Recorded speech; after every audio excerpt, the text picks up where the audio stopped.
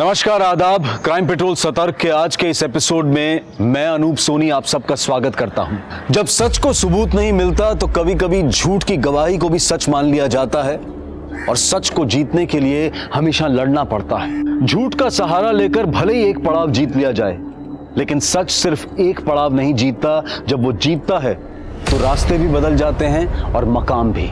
30 दिन 30 कहानियों की श्रृंखला में हमारा आज का ये केस एक ऐसी ही लड़ाई से जुड़ा है और इस पर रोशनी डालने के लिए हमारे साथ हैं हमारे आज के एक्सपर्ट और जाने माने रिपोर्टर साहिल जोशी। नमस्कार दोस्तों, मैं हूं साहिल जोशी। आज के एपिसोड में मैं एक बार फिर आपके सामने लेकर आया हूं एक ऐसी अनदेखी कहानी जो मुझे लगता है कि आप सब तक पहुंचना बहुत जरूरी है। एक शहर तेजी से होते विकास, चौड़ी सड़कों और ईंट पत्थरों से बने ऊंचे ऊंचे मकानों से तो बनता ही है, लेकिन साथ में बनता है उस शहर में रहने वाले लोगों के सपनों से भी। और सपने देखने और उसे पूरा करने का अधिकार मर्दों और औरतों को बराबरी का है। लेकिन शहर के विकास की रफ्तार के सामने इंसान की नैतिकता के विकास की रफ्तार कई बार धीमी पड़ जाती है और ये तब पता चलता है जब कोई जुर्म हो चुका होता है। आज की कहानी शहरी वातावरण में पली बढ़ी एक ऐसी औरत की है जिसने अपने मेल काउंटर पार्ट की तरह सपने भी देखे और उन्हें पूरे भी किए, लेकिन किसी और की अनैतिकता ने उसे चकनाचूर कर दिया। जुर्म की आज की इस कहानी ने इस औरत की पहचान ही बदल दी।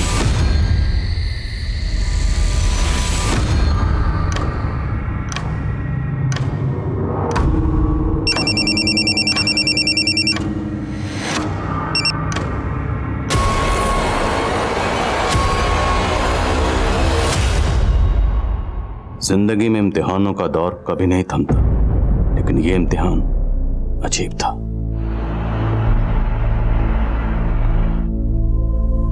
उसकी तकलीफ ने आज मुझे बेचैन कर दिया था। आखिर क्यों मेरी आंख भर आई, उस पर तो यकीन करना भी मुश्किल था कि यह भी कोई खेल था जो एक पुलिस वाले के दिलो दिमाग पर हावी हो गया।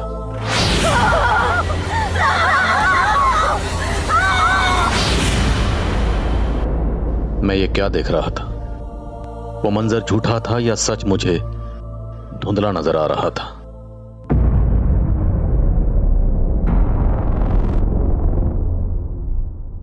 सर, आप इस वक्त यहाँ? क्या हुआ? आजकल हर वक्त एक घुटन महसूस होती है। ऐसा लगता है जैसे कहीं चैन नहीं। ऐसा महसूस होता है कहीं कोई रोशनदान नहीं है जहां से चैन की सांस ले पाऊं। समझ गया सर। आप शायद इस बात से परेशान हैं कि आज उस विक्टिम का नाम पब्लिकली ओपन हो गया है। कौन से विक्टिम? सर, वो रेप विक्टिम सुजैन फर्नांडिस।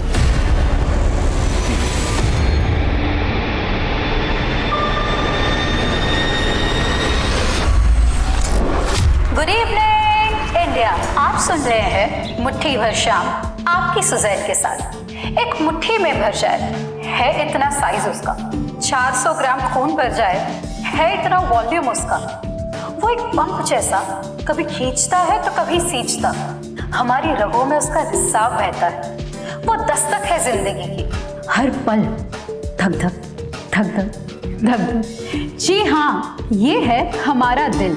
तो आज बात करेंगे हम हमारे दिल की, और दिल के बारे में सबके पास कुछ ना कुछ कहने को होता है। तो फटाफट अपने अपने दिल की बात कह दीजिए 5676 पर। मैं पढ़ूंगी आपकी कलम अपनी जुबान पर। फिलहाल सुनते हैं my favourite song on your favourite channel 84.6 FM। Oh my God, सिर्फ 1 मिनट में 7 लाख से भी ज्यादा message. You are rocking.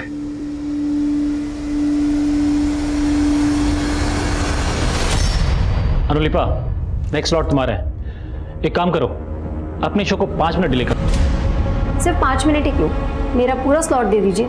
Oh come on Anu, don't be sarcastic। Look, आज सुजैन के शो को इंपॉर्टेंस मिल रही है। कल को तुम्हारा अपना शो हिट हो सकता है। You can be so popular. यूं समझो कि एक्स्ट्रा 5 मिनट में प्रिपेयर करने को मिल रहे हैं। कुछ ऐसा करके दिखाओ कि रेटिंग्स के मामले में सुजैन को ही पीछे छोड़ दो। या आज तो ऐसे लग रहा है कि जैसे हम 140 करोड़ इंडियंस के दिल एक साथ धड़क रहे। धक धक धक धक, बीप बीप बीप बीप। इतने ज्यादा मैसेजेस जो भेज। ओह गॉड, इसी टाइम में बिजली जाती है। छोड़ो ना ये बात, ये रेडियो वीडियो को छोड़ो। एक काम करते हैं, हम लोग है ना आज मूवी देखने चलते हैं। हाँ चलते हैं। यस, चलो चलो चलो चलो चलो। तुम्हारा तो पैकेज भी अच्छा है और यहाँ रोज रोज ओवर टाइम करने के बाद भी इंसेंटिव नहीं मिलता। सोच रहा हूँ अगर ऐसे ही चलता रहा ना तो दूसरा लेडी ज्वाइन कर लूंगा। नो, तू जोड़ी तोड़ने की बात मत कर। अच्छा, मैं तेरे इंसेंटिव की बात करती हूँ विश्वास से। Thank you. ले देवदास, आ गई तेरी मंजिल। चलो bye, good night. Good night.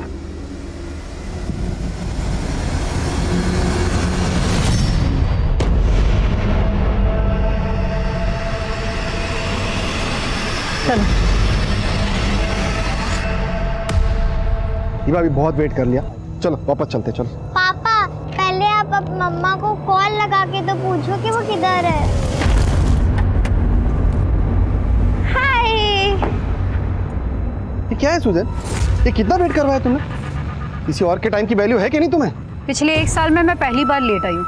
तुम भूल गए कि तुमने कितना वेट कराया था? रिवेंज ले रही हो। पहले मेरी बेटी को छीन लिया और अब डेविड, हमने डिसाइड किया था कि मीवा के सामने ये सब नहीं डिस्कस करेंगे। चलो ये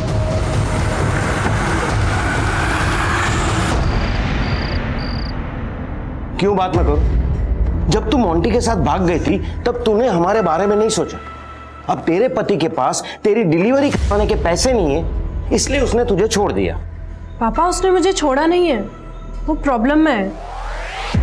और अगर इतना ही बोझ बन रही हो ना आप पे तो ठीक है, चली जाती हूँ यहाँ से। लिली, ऐसे मत बोल बेटा। और स्टीवन, तुम कुछ भी बोल देते हो, इसकी हालत देखी तुमने? अरे गुड इवनिंग बेटा, गुड इवनिंग। गुड इवनिंग बेटा, good evening. Good evening lily aunty. तेरे लिए एक सरप्राइज है, चल दिखा रहा हूँ। आजा आजा। What happened, Mom? नथिंग बेटा, वही रोज की खिचखिच, पापा की तुम्हारी लिली से आर्ग्यूमेंट।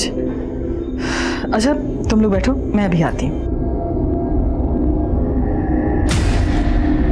सुजैन, मैं पापा पर अब और बोझ नहीं बनना चाहती। I need your help. Yeah, anything for you. Monty ने एक फ्लैट देखा है, लेकिन उसका बजट थोड़ा एक्स्ट्रा जा रहा है। तुम 10 लाख अरेंज कर सकती हो, वो तुम्हें वापस दे देगा। देखो लिली, तुम तो मोंटी के साथ सेटल होना चाहती हो, पर क्या मोंटी वाकई तुम्हारी परवाह करता है? What do you mean by that? You know, मैंने अभी मोंटी को एक लड़की के साथ पब में जाते हुए देखा। सुजैन, तुम्हें पैसे नहीं देने तो वो बात अलग है, लेकिन मोंटी के बारे में ये सब मत बोलो। मैं जानती हूँ वो ऐसा नहीं है।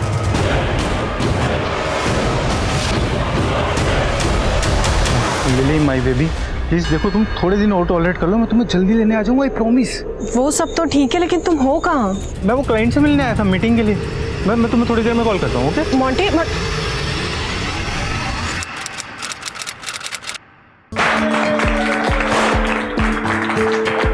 Great job. तुम्हारा शो इतना पॉपुलर हो चुका है कि हर हफ्ते आरएम के रिकॉर्ड्स तोड़ रहा है। And guys, I have a new announcement to make. Suzanne को एक और नए शो के लिए बहुत जल्द मैं एक नया स्लॉट देने वाला हूं।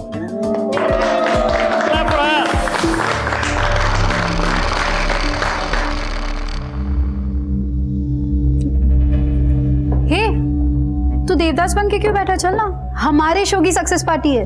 हमारे? मुझे तो बिल्कुल भी नहीं लगता मैं शो का पार्ट भी। अरे अपनी शक्ल देख यार। अच्छा स्ट्रेस मत ले, मैं मजाक कर रहा था सच में। तुझे क्रेडिट चाहिए ना, तू रुक।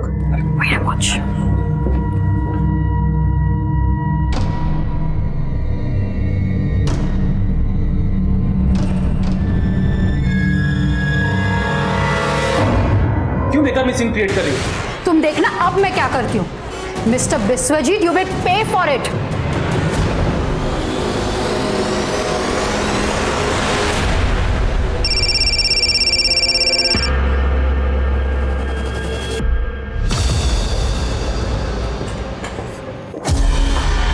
सॉरी मम्मा, आप कब तक आओगे? Eva, I am so sorry बेटा, मैं आपको टाइम नहीं दे पा रही हूँ। पर आपने खाना खाया? हाँ मैंने खा लिया, लेकिन आप कब आओगे? थोड़ा लेट हो जाएगा मेरा बच्चा, but you finish your homework, okay? Okay.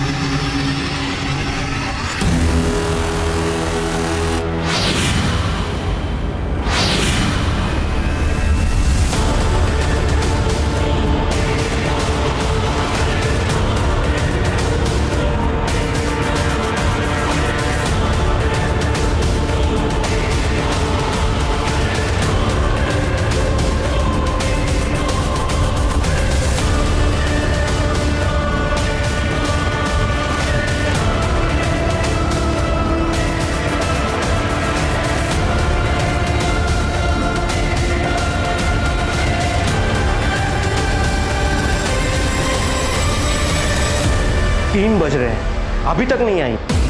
ये सुजन भी ना लिली से कम नहीं है, अपना फोन स्विच ऑफ करके गायब हो गई। स्टेफिन, तुम जरा जाके बाहर चेक करो ना, मुझे कुछ ठीक नहीं लग रहा है। इतनी रात में कहां जाऊं?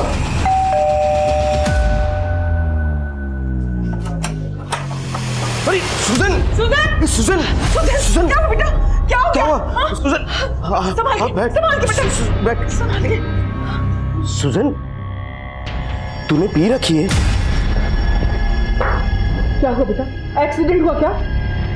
मम्मा सुजन, सुनो स्टेफिन, इसे हॉस्पिटल लेके चलते हैं। हाँ, no ma'am fine. First aid please. First add.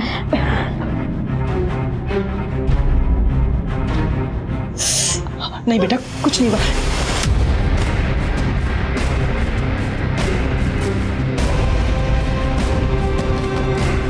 Grandpa, mamma. ये घाव एक्सीडेंट के नहीं है सुजैन। हुआ क्या है तुम्हारे साथ? I'm fine, Lily. Just let me sleep.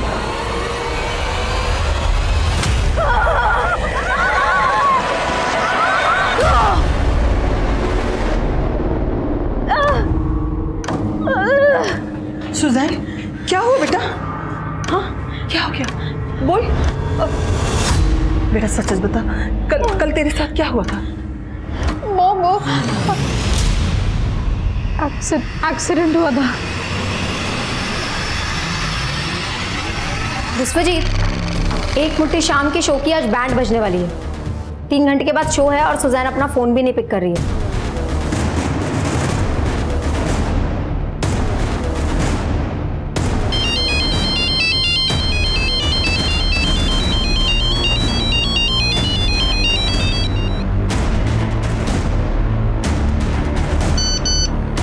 For today's title कुछ सोचा है?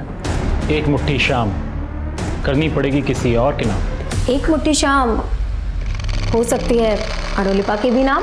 नो इस स्लॉट के तुरंत बाद तुम्हारा अपना स्लॉट है। We can't take chance. I think इस वक्त महक is the right choice.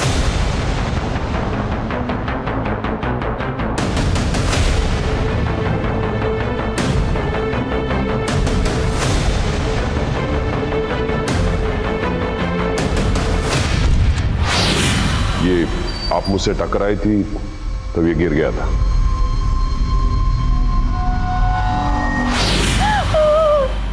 What happened, Mama?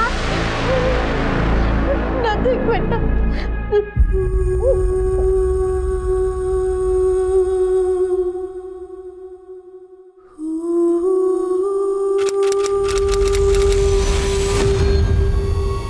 पिछले 5 दिन से तू बोल रही है कि तेरा एक्सीडेंट हुआ था और आज अचानक तू।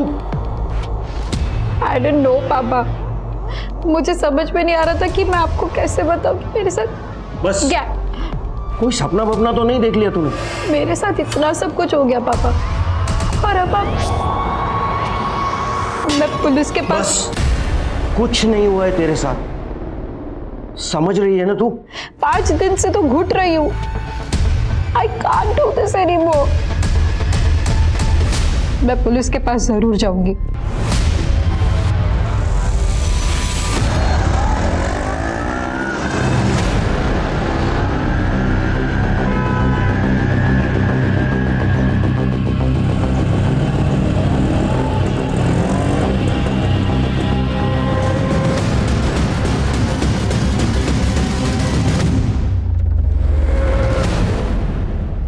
पांच दिन पहले आपका गैंगरेप हुआ, लेकिन आप आज आई हैं। सब मुझे तो लगा था कि मैं शायद यहाँ कभी भी नहीं आ पाऊँ, लेकिन आज मैंने किसी तरह ये हिम्मत दिखाई। अरे जाने दो मुझे, जाने दो। Yes sir. सर, ये मेरी बेटी है। बैठिए प्लीज। सर, मैं यहाँ बैठने नहीं आया, मैंने तुझे मना किया था ना यहाँ आने को। चल यहाँ से। Sir sir sir sir sir आपको शायद पता नहीं है, आपकी बेटी कह रही है कि उसका गैंगरेप हुआ। सर, कुछ नहीं हुआ इसके साथ, बस एक छोटा सा एक्सीडेंट हुआ है। सर, हमें कोई कंप्लेंट नहीं लिखवानी। चल यहाँ से। मुझे कंप्लेंट लिखानी है पापा।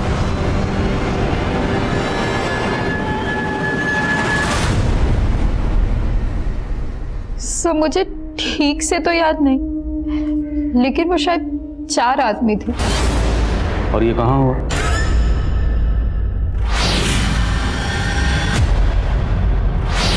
कार में? तो आप उस कार में कैसे पहुंची? उन लोगों ने आपको किडनैप किया था? मुझे ठीक से याद नहीं, उस रात मैं होश में नहीं थी। I was drunk. लेकिन उनमें से एक आदमी मुझे परवानास में मिला था। परवानास? आलन रोड पे एक पब है, उस रात मैं अपनी फ्रेंड के साथ वहीं गई थी।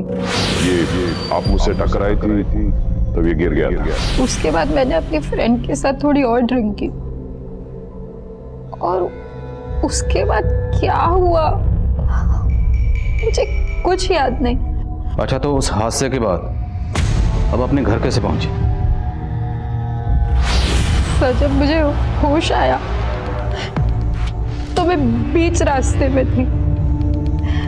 फिर वहां से मैंने किसी तरह एक ऑटो लिया और घर पहुंची। देखिए, आपने आने में बहुत देर कर दी। आपका रेप 5 दिन पहले हुआ। अगर आप उसी दिन आती तो हमारे पास रेपिस्ट का डीएनए होता। अभी आपको कुछ याद भी नहीं है, ना उनके चेहरे याद है, ना नाम याद है, यहाँ तक कि आपको गाड़ी भी नहीं पता कौन सी गाड़ी थी, रंग क्या था, मॉडल क्या था, कुछ भी याद नहीं आपको। तो सर, क्या आप मेरी एफआईआर नहीं लिखेंगे? जरूर लिखेंगे, लेकिन सबसे पहले हमें आपका मेडिकल करवाना होगा।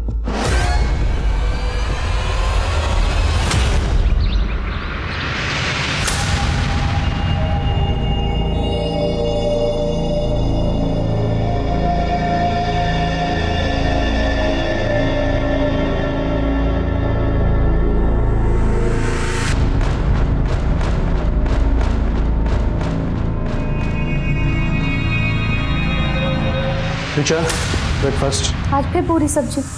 अरे आपको कितनी बार कहा है मुझे पूरी सब्जी पसंद नहीं है। हाँ, लेकिन कल मंडे था इसलिए सब्जी मंडी बंद थी। अरे तो उससे पहले ले आते ना। मुझे नहीं खाना ये, मैं अपने लिए कुछ बाहर से ऑर्डर कर लूंगी। फोन कहाँ है मेरा?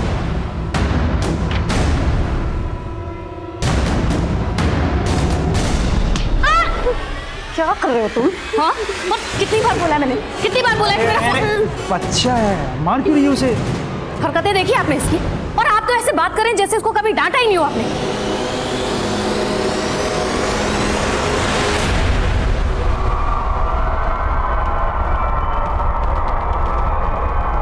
तुम्हारी सिस्टर का गैंगरेप कब हुआ ये?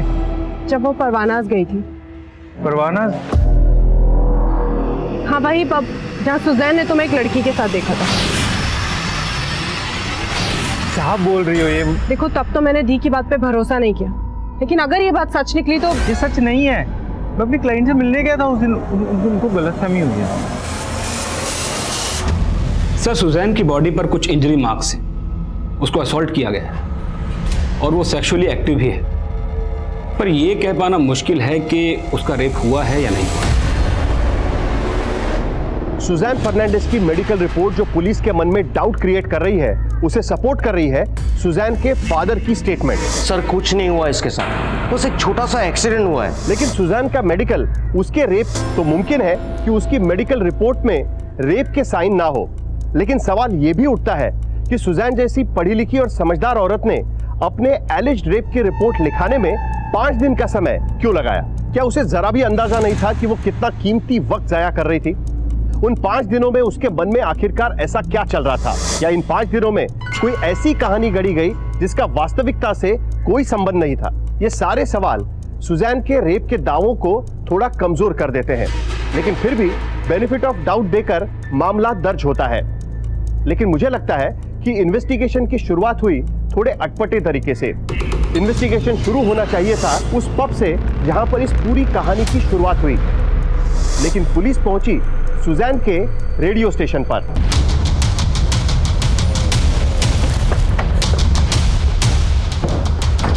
व्हाट? सुजैन का गैंग रेप हुआ? लेकिन सर, हमें तो बताया गया कि उसका एक्सीडेंट हुआ था। उस रात परवाना पब में आप सुजैन के साथ ही थे? हाँ सर, लेकिन वहाँ पे मोहक भी आने वाला था, पर वो आया नहीं। एक्चुअली सर, उस शाम ऑफिस में ही सक्सेस पार्टी थी और मैंने काफ़ी ड्रिंक कर ली थी सर, तो मैं पब जाने की जगह सीधा घर ही चला गया। तो परवाना पब से आप और सुजैन एक साथ निकली थी? नहीं सर, मैं तो पहले निकल गई थी और सुजैन ने अपने लिए कैब बुक की थी। तू जा, मैंने कैब बुक की, तेरा फोन है, मैंने कैब बुक की है। सुजैन के मुताबिक उसके साथ कार में गैंग रेप हुआ था, हो सकता है वही कैब। पता करो सुजैन ने कौन सी कैब बुक की थी और पब में बात। सर, वो मुझे आपको कुछ और भी बताना था। यार मेरे जैसे पेरेंट्स भगवान किसी को ना दे, इसे कहते हैं bad luck. Don't worry Aditya, मैं अपने पेरेंट्स से कह के तुम्हारे पेरेंट्स से बात करवाऊंगी। अरे नहीं नहीं, फिर तो उल्टा वो मुझे और मारेंगे। तू मेरी हेल्प करना चाहती है ना, तो एक काम कर, अपने पापा का फोन लाकर मुझे दे दे। मुझे स्नाइपर जी गेम खेलना है। तुम्हारे गेम के लिए मैं पापा का फोन नहीं ला सकती। तो तू दिखावा कर रही थी मेरे बेस्ट फ्रेंड होने का। अरे आदित्य,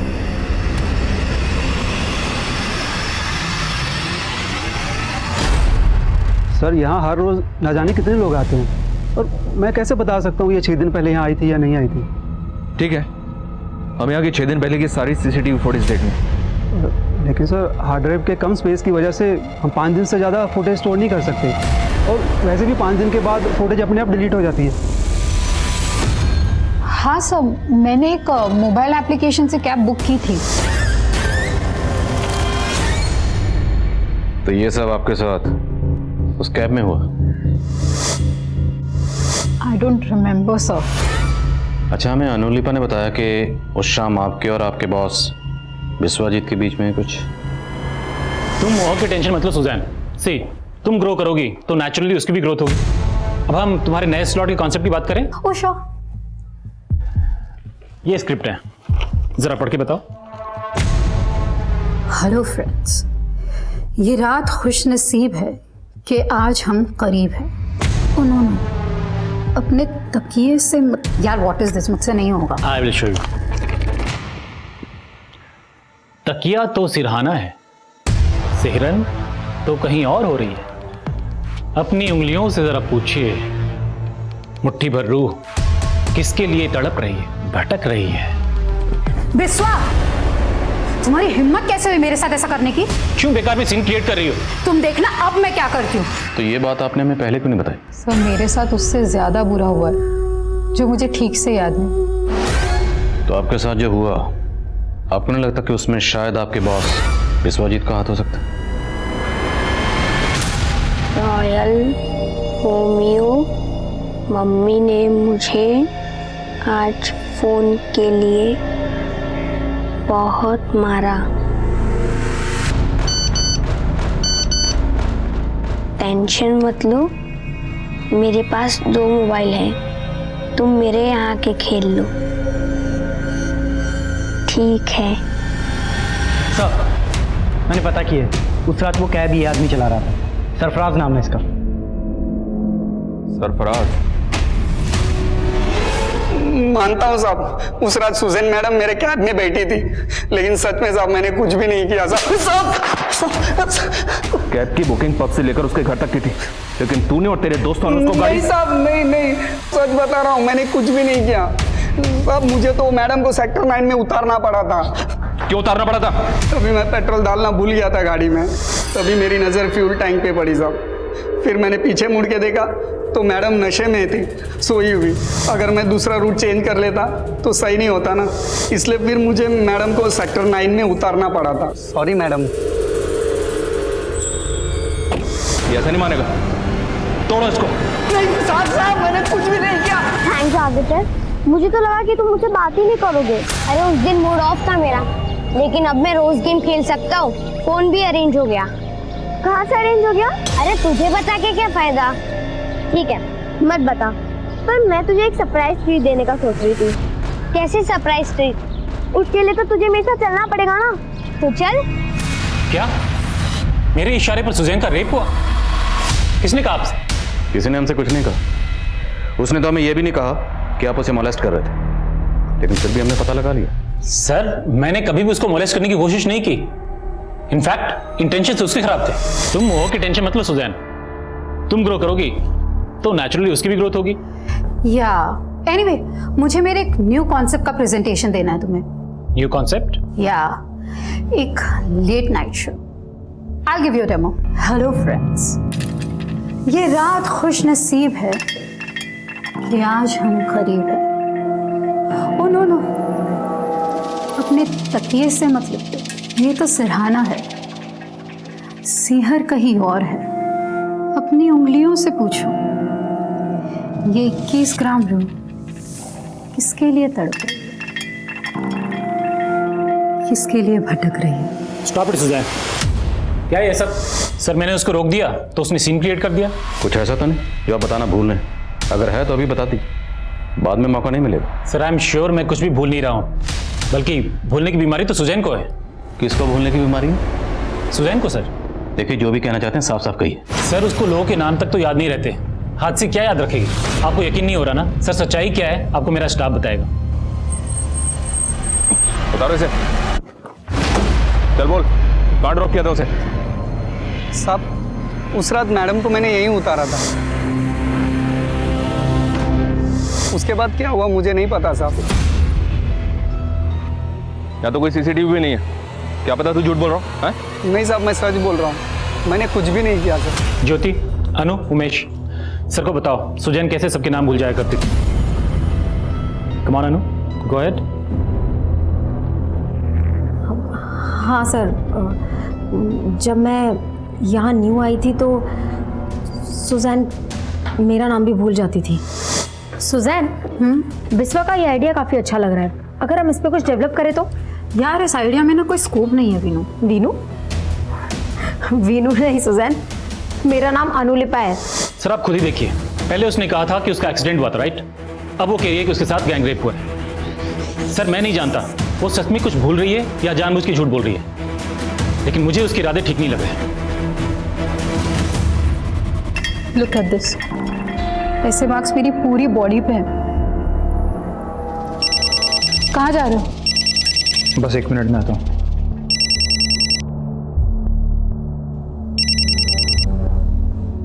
हेलो। तुमने मुझे डबल क्रॉस किया, मैंने तुम्हें सुजैन की पोजीशन दी और तुमने मेरे खिलाफ पुलिस को। मैंने पुलिस को आपके बारे में कुछ भी नहीं बताया, और वैसे भी सर उस शाम तो मैं ऑफिस से पहले ही चला गया था। तो फिर कौन है वो जिसने मेरे खिलाफ मुंह खोलने की हिम्मत की? अनुलिपा ने पहले हमें खुद बताया कि विश्वजीत सुजैन को मोलेस्ट कर रहा था, लेकिन बाद में यही अनुलिपा विश्वजीत की हाँ में हाँ मिला रही। और सर इधर सरफराज का भी समझ में नहीं आ रहा कि वो सच बोल रहा है या झूठ बोल रहा है। ये सुजैन का सच भी पुख्ता नजर नहीं आ रहा। उसके बारे में एक नई बात पता चली। क्या सर? उसके कलीग्स ने बताया कि सुजैन को भूलने की आदत है। इज इट पॉसिबल कि कोई अपना ही गैंग रेप भूल जाए? एग्जैक्टली। कोई भी लड़की ये क्यों बोलेगी कि उसका गैंग रेप हुआ है? और अगर गैंग रेप हुआ है तो उस लड़की का बाप ये क्यों बोलेगा? सर कुछ नहीं हुआ इसके साथ, बस एक छोटा सा एक्सीडेंट हुआ है। आखिर इस केस की हकीकत क्या है? उतार कपड़े जल्दी।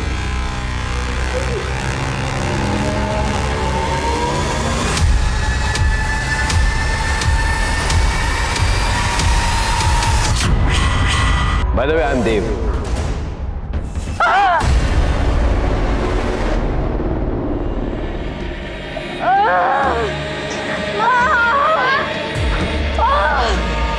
क्या हुआ बेटा? क्या हुआ तुम्हें? मैंने कहा था ना बेटा उसी वक्त तुम्हें डॉक्टर के पास जाने के लिए, लेकिन तुम मेरी एक भी नहीं सुनती हो। चलो चलते हैं ना बेटा। Fine mom, fine. ये सब शरीर का दर्द मैं सह लूंगी, लेकिन जो दर्द मेरी रूह को लगा है ना, I just can't take it anymore. ये दर्द तब तक शांति होगा जब तक वो लोग पकड़े नहीं जाते। सर एक अपडेट है सर, मैं सुजैन से कनेक्टेड हर आदमी से मिल रहा था, इसी दौरान मेरी मुलाकात उसके डॉक्टर से हुई। क्या सुजैन को बाइपोलर डिसऑर्डर है? Bipolar disorder? जी सर। ये तो एक जहनी बीमारी है, एक ऐसा मेंटल डिसऑर्डर जिसमें इंसान कभी कभी खुद पे आपा खो देता है। सर कहीं ऐसा तो नहीं कि हमारा केस उसी बाइपोलर डिसऑर्डर का नतीजा है? सुजैन के एक्स हस्बैंड डेविड से मिलते हैं, वो सुजैन के साथ लंबे रिलेशनशिप में रहा है, देखते हैं वो इस पर क्या रोशनी डालता है। Okay sir. काव्य आदित्य तुम्हारे साथ है? नहीं नहीं अंकल, आदित्य मेरे साथ नहीं है। लेकिन काव्य आदित्य ने बताया था कि वो तुम्हारे साथ कहीं जाने वाला था। नहीं अंकल, वो मेरे साथ नहीं है। ठीक है बेटा।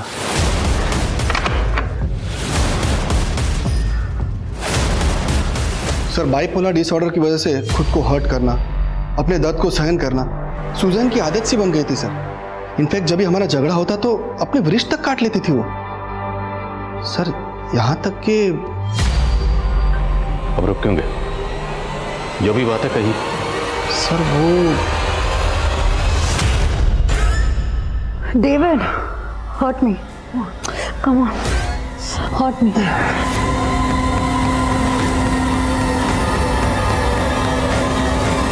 तो सुजैन के फादर की तरह आपको भी लगता है कि सुजैन का गैंग रेप नहीं हुआ? सर मैं इस बारे में कुछ जानता नहीं हूँ, इसलिए कुछ कहना नहीं चाहूँगा सर। सुमेश, आदित्य का कुछ पता चला? जब मारती थी उसे तब फिक्र नहीं थी उसकी? तुमसे परेशान होकर कहीं भाग गया है वो। तो मैंने बहुत सोचा तो मुझे याद आया कि वो आदमी जो मुझे पब में मिला था उसका नाम देव है। By the way I am Dev. आपका नाम जान सकता हूँ? सुजैन।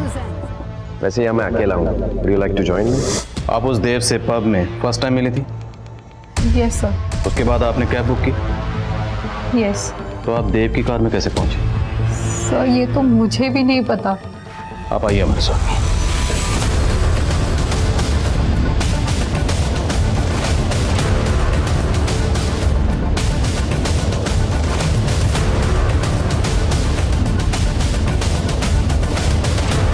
यही वो जगह। कैब ड्राइवर ने हमें बताया कि उसने आपको यहाँ ड्रॉप किया। हाँ सर, उस रात मैं यही थी। फिर यहाँ एक कार आई थी। हेलो सुजैन, इट्स मी देव। मुझे यहीं से उस देव ने लिफ्ट दिया था। 3 लड़के उसी देव के दोस्त थे, चंदू, चुन्नी और पार्थो। अगर नाम याद आए हैं तो चेहरे भी याद आए होंगे। कैसे दिखते थे? सुजैन, वो चारों रियल में थे ना? सर आप मुझ पे ही डाउट कर रहे हैं। देखिए, डाउट तो आपके अपने कर रहे हैं, हम तो फिर भी अपनी ड्यूटी कर रहे हैं। अच्छा ये बताइए, उसके बाद क्या हुआ? कुछ याद आ रहा है आपको? कोई यहाँ के बाद आपको कहाँ लेकर गए?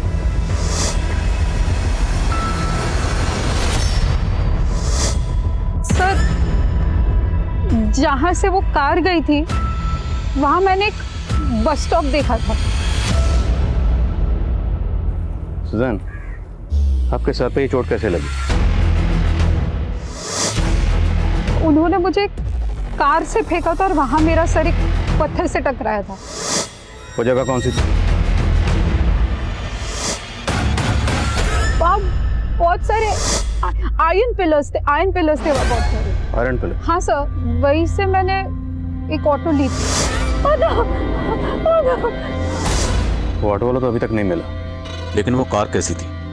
उसके आपका रंग, मॉडल, नंबर कुछ भी याद है तो प्लीज हमें बताइए। सर शायद वो सिल्वर कलर की कार थी। हमें उस जगह का पता लगाना है जहाँ पर सुजैन को कार से फेंका गया था। उसको अलग अलग डायरेक्शन में लेकर जाते हैं, देखते हैं जगह याद आती है नहीं आती।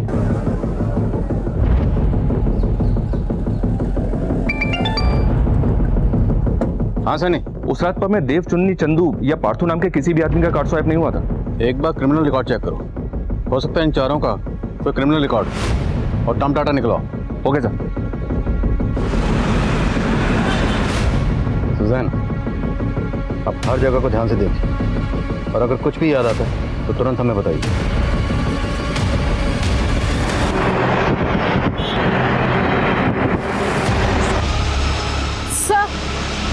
सर ये अरे रुक। सर जब वो लोग कार में मेरे साथ, तब मैंने यही बस स्टॉप देखी थी। तो फिर वो जगह भी आसपास ही होनी चाहिए जहाँ पर उन लोगों ने आपको फेंका। हाँ सर।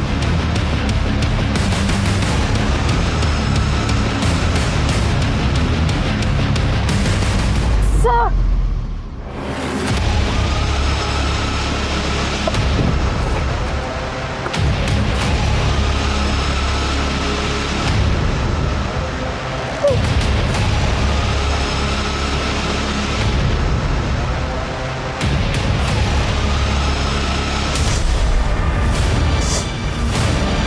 पत्थर से सर टकरा था।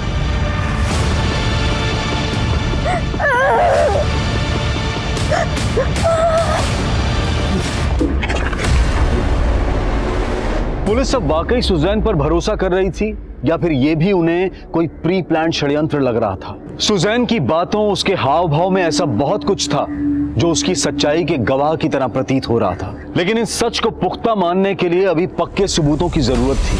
जो पत्थर सुजैन ने पुलिस को दिखाया था, उस पत्थर को फॉरेंसिक जांच के लिए भेज दिया गया था। उस पत्थर पर मिले ब्लड के ट्रेसेस, लेकिन अब भी पुलिस डाउट में काम कर रही है, क्योंकि जो 4 नाम सुजैन ने पुलिस को दिए हैं, उनके होने ना होने पर रहस्य अब भी बरकरार है। उनके बारे में ना क्रिमिनल डेटा में कुछ है और ना ही डम डेटा में। पुलिस के इन्वेस्टिगेशन का रूट सिर्फ और सिर्फ उन 4 नामों में उलझ कर रह गया, चुन्नी, चंदू, देव और पार्थो। इन चारों नामों के कई लोगों की लिस्टिंग की मैंने, सबको चेक किया, सबका बैकग्राउंड क्लीन है सर। सोशल मीडिया पे भी इन चारों नामों के कई अलग अलग प्रोफाइल्स बने हुए हैं, लेकिन इन चारों नामों का आपस में कोई कनेक्शन नहीं मिल रहा है। और सवाल यह है कि कोई भी मुजरिम या रेपिस्ट विक्टिम को अपना असली नाम बताए, तब तो सर हमारी अब तक की सारी मेहनत जीरो हो जाएगी। हम तो ऐसे ही लोगों को ढूंढ रहे हैं जिनका नाम भी असली नहीं है। अब ये असली नाम हो या नकली, ढूंढना तो है।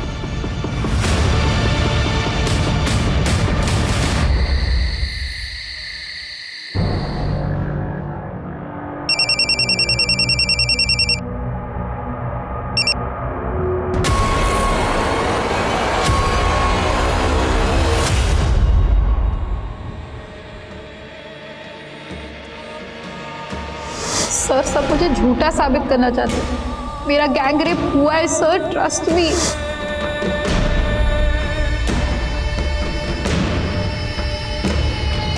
सर आप इस वक्त यहाँ? आजकल हर वक्त एक घुटन महसूस होती है, ऐसा लगता है जैसे कहीं चैन नहीं है। आप शायद इस बात से परेशान हैं कि आज उस विक्टिम का नाम पब्लिकली ओपन हो गया है। कौन से विक्टिम? सर वो रेप विक्टिम सुजैन फर्नांडिस। मुझे हमारी सिस्टम पे ट्रस्ट था, पर अब ऐसा लग रहा है कि शायद मुझे जस्टिस नहीं मिलेगा। लेकिन उससे ज्यादा दर्द इस बात का है कि अब मेरी सच्चाई पे भी शक किया जा रहा है। गलत मेरे साथ हुआ, मैं गलत नहीं, और जब मैं गलत नहीं तो मैं क्यों अपना चेहरा छिपाऊं? अब मेरा असली नाम पब्लिक कर दूं, मुझे कोई फर्क नहीं पड़ता। मैं सुजैन हूं, सुजैन फर्नांडिस।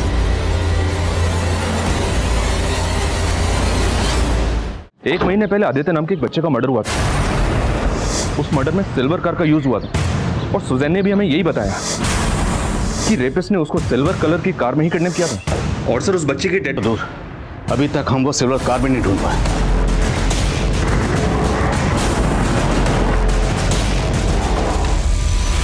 सर उस दिन आदित्य ने बताया था कि वो अपनी फ्रेंड काव्या के साथ खेलने गया था। पहले तो काव्या ने कुछ बताया नहीं, लेकिन बाद में उसने बताया कि कुछ लड़के आदित्य को कार में डाल कर ले गए थे। काव्या मैं तुझसे बाद में मिलता हूँ। वो लड़के कौन होंगे, कुछ आइडिया? आदित्य ने कहा था कि वो कार वाले अंकल उसे एक मोबाइल देंगे जिसके अंदर वो स्नाइपर जी गेम खेलेगा। स्नाइपर जी? सर आदित्य इस ऐप पर गेम खेलता था। आदित्य के टीममेट्स की लिस्ट में एक नाम चंदू है, और चंदू उन 4 में से एक का नाम है। इस ऐप के सोर्स का पता करो और पता लगाओ वो जो फ़ोन इस्तेमाल करता था उसका IMEI नंबर क्या है और वो कौन सा सिम इस्तेमाल करता था। क्या sir?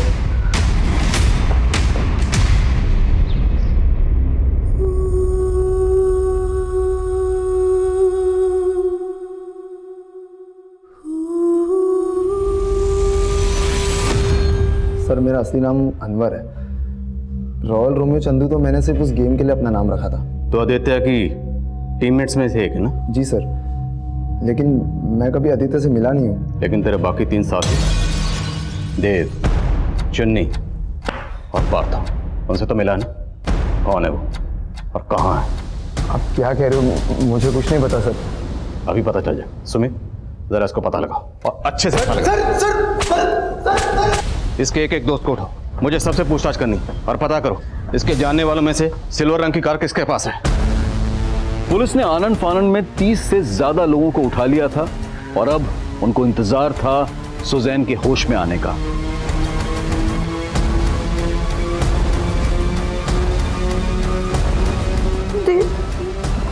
Dev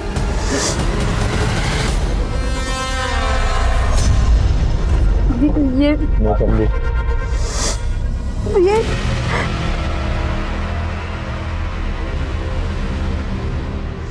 I am Partho.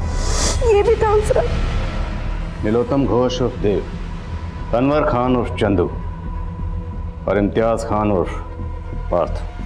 बचा कौन? चुन्नी बाबू। वो कहाँ और उसका असली नाम क्या है? लियाकत अली। कहाँ मिलेगा? मालूम नहीं सर, वो पहले अंडरग्राउंड हो गया था। हम भी प्लान बना रहे थे। भागने का प्लान बना रहे थे? हाँ, अब ये बोलो, तुम लोगों ने लड़की को ये नकली नाम क्यों बताया? बोलो। सर हम सारी लड़कियों को अपना यही नाम बताते। सारी मतलब? इससे पहले भी तुम लोगों ने रेप किए? वो सारी सब प्रोस्टिट्यूट्स थी। सर मैं सुजैन से भी देवबंद के ही मिला था। उसको देखते ही नीयत डोल गई थी मेरी। एक्सक्यूज मी, ये आपका इयररिंग गिर गया था। Oh, thank you so much. By the way I am Dev. आपका नाम जान सकता हूँ? सुजैन। जल्दी करो बे, एकदम ढूंढा है मैंने।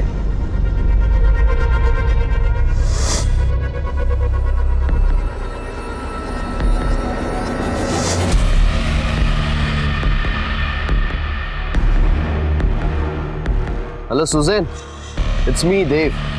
आपको मैं ड्रॉप कर दूं?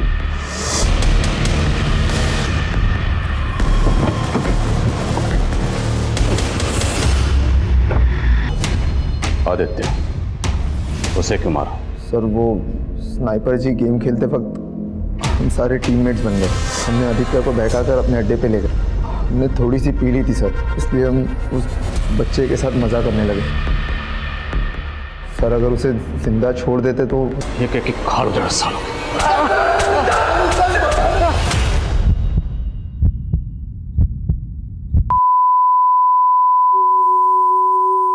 इस केस की दुखद विडंबना यह थी कि 3 गुनहगारों के पकड़े जाने के महज 2 दिन के बाद ही सुजैन ने अपना दम तोड़ दिया। तकरीबन 1 महीने के बाद चौथा गुनहगार लियाकत अली उर्फ चुन्नी पुलिस की गिरफ्त में आ गया। सुजैन एक सशक्त महिला थी, एक सक्सेसफुल रेडियो जॉकी। उसकी आवाज की खनक की लुत्फ एक समय पूरा देश उठाता था, लेकिन जुर्म के खिलाफ अपनी आवाज को बुलंद रखने की कवायद में उसकी जान निकल गई। हिंदुस्तान की रेप केसेस के इतिहास में सुजैन पहली ऐसी पीड़िता थी जो रेप के शर्म के पीछे अपना नाम और पहचान छुपाने की जगह खुलकर कैमरा के सामने आई। एक निरपराध समाज और एक स्वस्थ सिस्टम एक ऐसा आशावाद है जिस पर हमारा भरोसा अक्सर डगमगाने लगता है, लेकिन हमें यह सब्र और हौसला कायम रखना होगा कि सच के लिए आवाज उठाना हमारा फर्ज है, हमारा अधिकार है। सुजैन में यह जज्बा था, लेकिन उसकी 5 दिन की चुप्पी एक लंबे वक्त का इंतजार बन गई। अब मैं अनूप सोनी आपसे विदा लेता हूं। फिर मुलाकात होगी क्राइम पेट्रोल सतर्क में एक और नए केस के साथ और उस पर हमारे एक्सपर्ट के विश्लेषण के साथ। तब तक अपना और अपने परिवार का ख्याल रखें, सतर्क रहें, सुरक्षित रहें और देखते रहें क्राइम पेट्रोल सतर्क। जय हिंद। गुप्ता, एम्बुलेंस बुलाओ।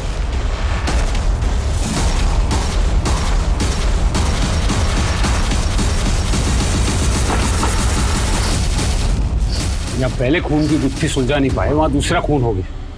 ये खूनी की हिम्मत बढ़ गई। मुझे लगता है कि हम उस तक पहुंच ही नहीं पाएंगे। गुप्ता, हमें शुरू से सोचना होगा।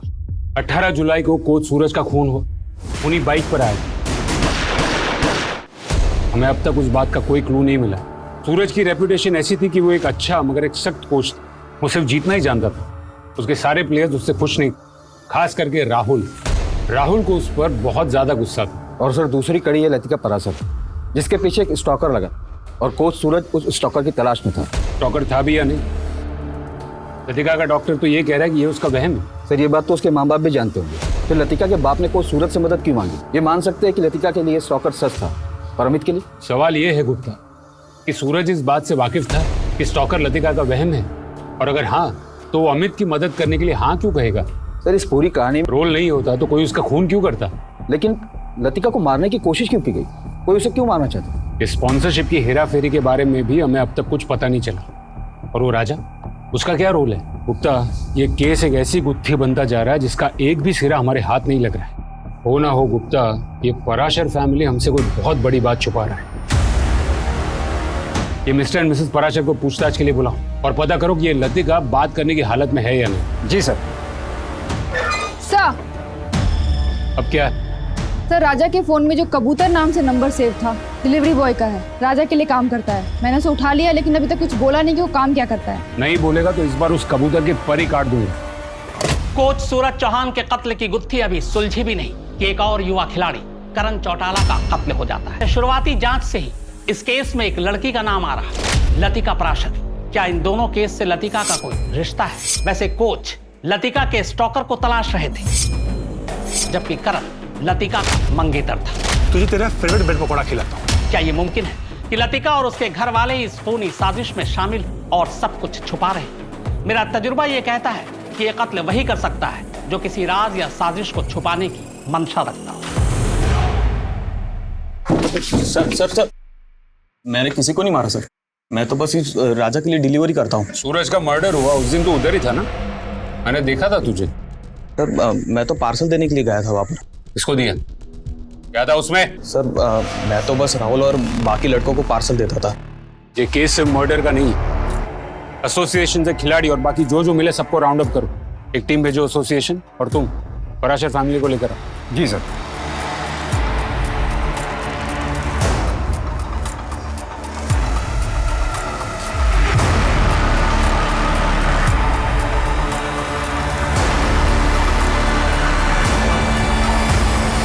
मिसेस राजश्री पराशर, अब तक तुम सच नहीं बोल रही, तो सच मैं बताता हूं। मेरी बात पूरी नहीं हुई। स्टॉकर कोई था ही नहीं, वो तुम्हारी बेटी का वहम था। एक तरफ इलाज करवाते और दूसरी तरफ स्टॉकर को पकड़ने के लिए सूरज को पैसे देने की बात करते। बहुत हो चुका नाटक अब तुम लोग का। सिर्फ 5 मिनट है तुम्हारे पास और मुझे सिर्फ सच सुनना है। सच बोल। बोल। जी बताती हूँ। सर मैं फिर से कह रहा हूँ, हमने सूरज सर को नहीं मारा है।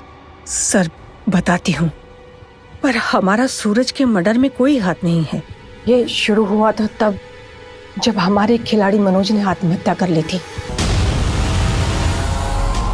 मनोज जैसा अच्छा लड़का क्यों उसने अपनी जान ले ली यार? ये 6 महीने पहले की बात है। मैं नहीं जानती थी कि मेरी बेटी मनोज से प्यार करती है और वो दोनों छुप छुप कर मिलते हैं।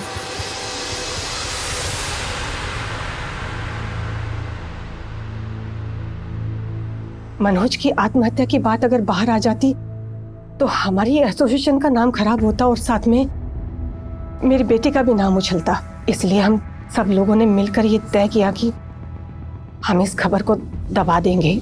और मनोज के माता पिता नहीं थे, वो अनाथ था, तो हमें डर नहीं था किसी बात का। मेरी पत्नी ने ये बात मुझसे छुपाई थी और उसके बाद ही लतिका की हालत बिगड़ गई। मुझे पता था सर कोई स्टॉकर नहीं है, लेकिन उसका वहम दूर करने के लिए मुझे सूरज सर का सहारा लेना पड़ा। तुम्हारी बेटी मनोज को चाहती थी और फिर भी तुमने उसकी शादी करण से तय कर दी। मनोज भी जान गवा बैठा और करण भी, और तुम्हारी बेटी पर हमला हुआ वो अलग। इतना सब बेवजह नहीं हो सकता मिसेस पराशर। ये तुम दोनों की प्लानिंग थी, जिसमें शायद करण भी शामिल था और तुमने उसको भी रास्ते से हटा दिया। नहीं नहीं सर, अपनी बेटी को बचाने के लिए मैंने कुछ झूठ जरूर बोले थे, लेकिन किसी भी खून में हमारा कोई हाथ नहीं है।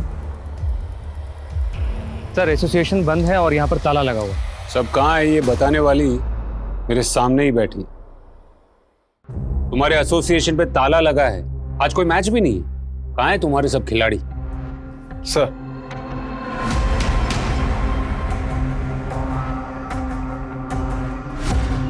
तुम्हारा पति तो बोल पड़ा, उसे बोल दिया कि ये सब तुम्हारा ही प्लान था। अमित ने ऐसा कहा?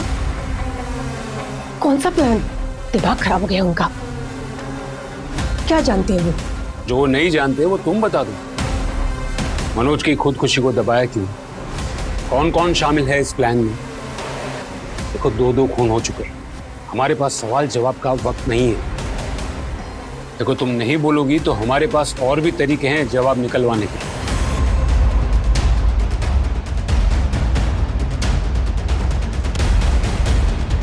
उठा लो उसे। जी सर।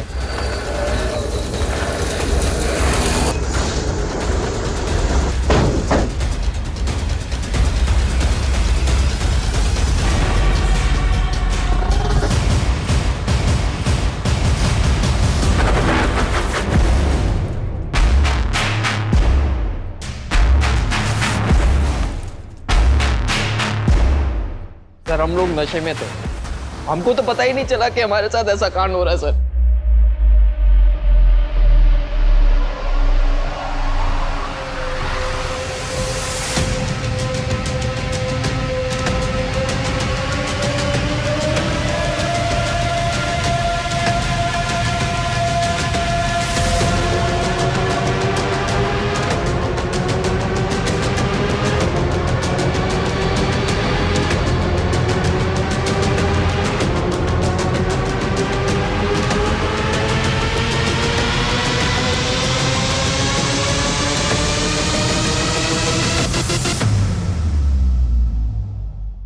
इसका मतलब मनोज ने इस वजह से खुदकुशी की, सह नहीं पाया होगा। करण चल, हमें इसके बारे में कुछ ना कुछ करना होगा। सर मुझे इस पचड़े में मत घसीटो आप। अरे जिंदगी बर्बाद नहीं करनी मुझे अपनी। इससे तो अच्छा है कि मैं ये नौकरी ही छोड़ दूं, कोई और काम कर लूंगा, लेकिन ये पुलिस के लफड़े में नहीं पड़ना चाहता। सर देखो ना आप, कितने बड़े बड़े लोग शामिल हैं इस कांड में। नारायण सर, मैं जा रहा हूं सर। मैडम मैं गरीब आदमी, हमें से ज्यादातर लड़के गांव खेड़े के, हमें से कोई भी मुंह खोलता तो बदनामी होती, बर्बादी होती। खुद को बहुत होशियार समझता है तू क्या सोच के बैठा कि हम लोग तुझ तक पहुंच नहीं पाएंगे? हाँ बोल, चल बैठ। और अब शुरू से बता, तक बहुत घुमाया तूने, चल बता कि सूरज और करण भी तेरे इस घिनौने खेल में शामिल थे या फिर उन्होंने तेरे खिलाफ आवाज उठाई थी? ये क्या बकवास कर रहे हो? बकवास नहीं कर रहा हूं मैंने सब देख लिया क्या चल रहा है यहाँ पर। सूरज शांत हो जाओ, बैठो ना। सूरज, अगर तुम हमें इसमें घसीटोगे तो तुम भी घसीटे जाओगे। मुझे इससे कोई फर्क नहीं पड़ता।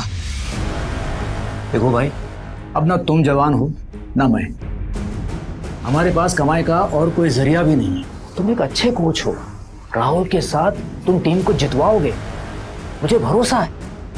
लेकिन एक बात समझ लो, ऐसा मौका बार बार नहीं मिलता, इसे क्यों जाने दे रहे हो? तुम्हारे मौके को ना मैं अपने पैर के नीचे रखता हूं। मेरे लिए मेरी टीम से इंपॉर्टेंट कुछ नहीं है। त्रिलोक, आज से यहां पर सिर्फ कबड्डी होगी, ये सब गन नहीं। सर ये सूरज जैसे लोग हैं ना, बेकार के उसूल पालते हैं। समझ ही नहीं रहा था वो, हमारी कमाई का रास्ता सूरज ने बंद कर दिया था, इसलिए उसे रास्ते से हटाना बहुत जरूरी था। हम लोगों ने प्लानिंग की शुरुआत की और ऐसे में राजा हमारे पास आया। राजा ये वही है ना जो प्लेयर्स को ड्रग सप्लाई करता था? उसके साथ एक लड़का भी था शरद, जो डिलीवरी करता था। हाँ, पर वो क्यों मारना चाहता था सूरज को? उसके ड्रग्स के धंधे पर मार पड़ी इसलिए? लड़कों के ड्रग्स लेने की बात जब सूरज को पता चली, तब से राजा के लिए जीना मुश्किल हो गया।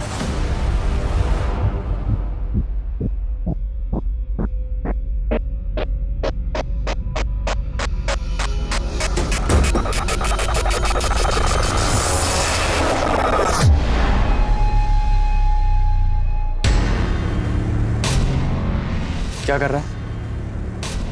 क्या छुपा रहा है मुझसे? दिखा मुझे राहुल, दिखा मुझे।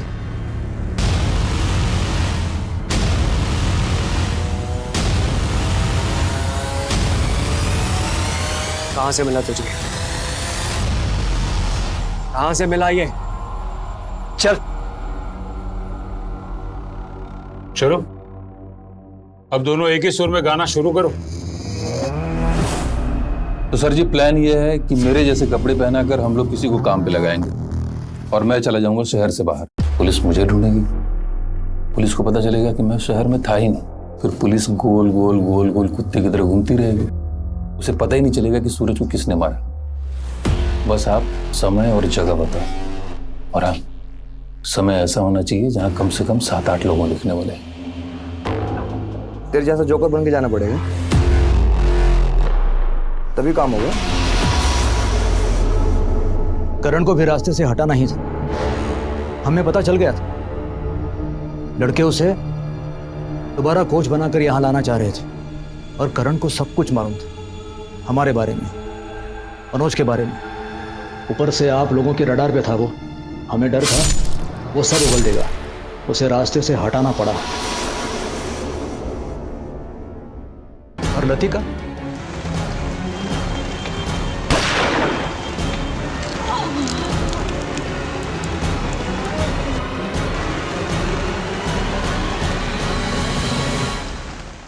वो तो हमारे निशाने पे थी ही नहीं, गलती से चपेट में आ गई।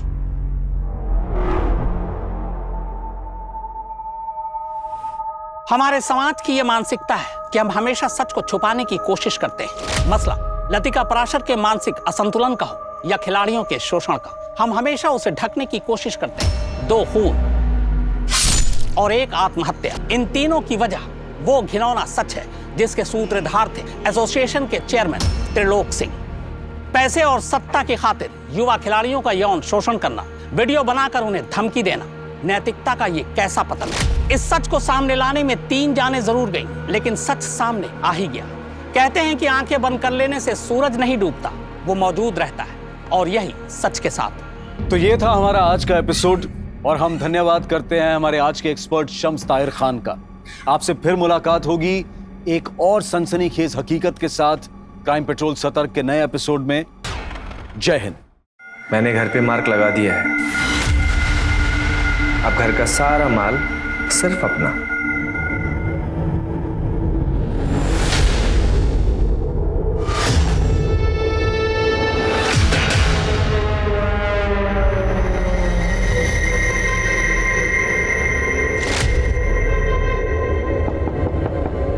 शादी मुबारक हो।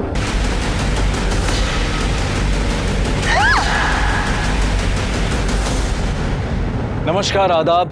मैं अनूप सोनी क्राइम पेट्रोल के आज के इस केस में आप सबका स्वागत करता हूं। रिश्ते हर समाज की नींव होते हैं, और शादी एक ऐसा रिश्ता है जो ना सिर्फ 2 लोगों को जोड़ता है बल्कि 2 परिवारों को भी जोड़ता है। पर अक्सर शादी में क्राइम्स भी उतने ही होते हैं। जिल्टेड लवर से लेकर जलने वाले रिश्तेदार, या फिर कोल्ड ब्लडेड लुटेरे जिनके लिए पैसों और गहनों को लेकर किसी को मारना कोई बड़ी बात नहीं है, जिनके लिए शादी सिर्फ एक लूट के मौके से ज्यादा और कुछ नहीं। हमारे 30 दिन 30 यूनिक केसेस की श्रृंखला में हम आज आपको दिखा रहे हैं एक ऐसा केस जिसमें 1 नहीं 2 नहीं बल्कि कई हत्याएं हुई। आखिर क्या थी इन हत्याओं के पीछे की मानसिकता? आपने अक्सर कहा और सुना होगा, इंसानियत के वास्ते। हम इंसानियत का वास्ता इसलिए देते हैं क्योंकि हम इंसान और इंसानियत पर भरोसा करते हैं। किसी इंसान की जान लेना सबके बस की बात नहीं, लेकिन हमारे ही बीच ऐसे बहुत से इंसान हैं जो अपने ही जैसे इंसानों की जान लेते हैं और उनके हाथ तक नहीं कांपते। ये केस इसी बात का सबूत है। ये केस पुलिस के लिए हवा बन गया था, क्योंकि यहाँ कातिल न सिर्फ कत्ल करता है बल्कि हर कत्ल को एंजॉय करता है।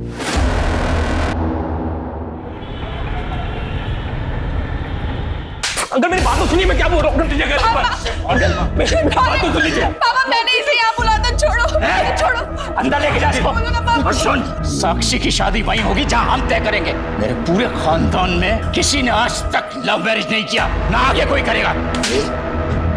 अंकल क्या बुराई है प्यार करने में, आप मुझे ये बताइए। मैं प्यार करता हूँ साक्षी से, शादी करना चाहता हूँ, बहुत खुश रहूंगा। निकल जा यहाँ से। अरेंज मैरिज करवाना चाहते हो ना, करवाओ। अरे ये सब पैतरे हैं माँ बाप के, अपनी बातें बच्चों में थोप लेगा। अरे प्यार बिना काहे की शादी, निकल यहाँ से, निकल जाओ।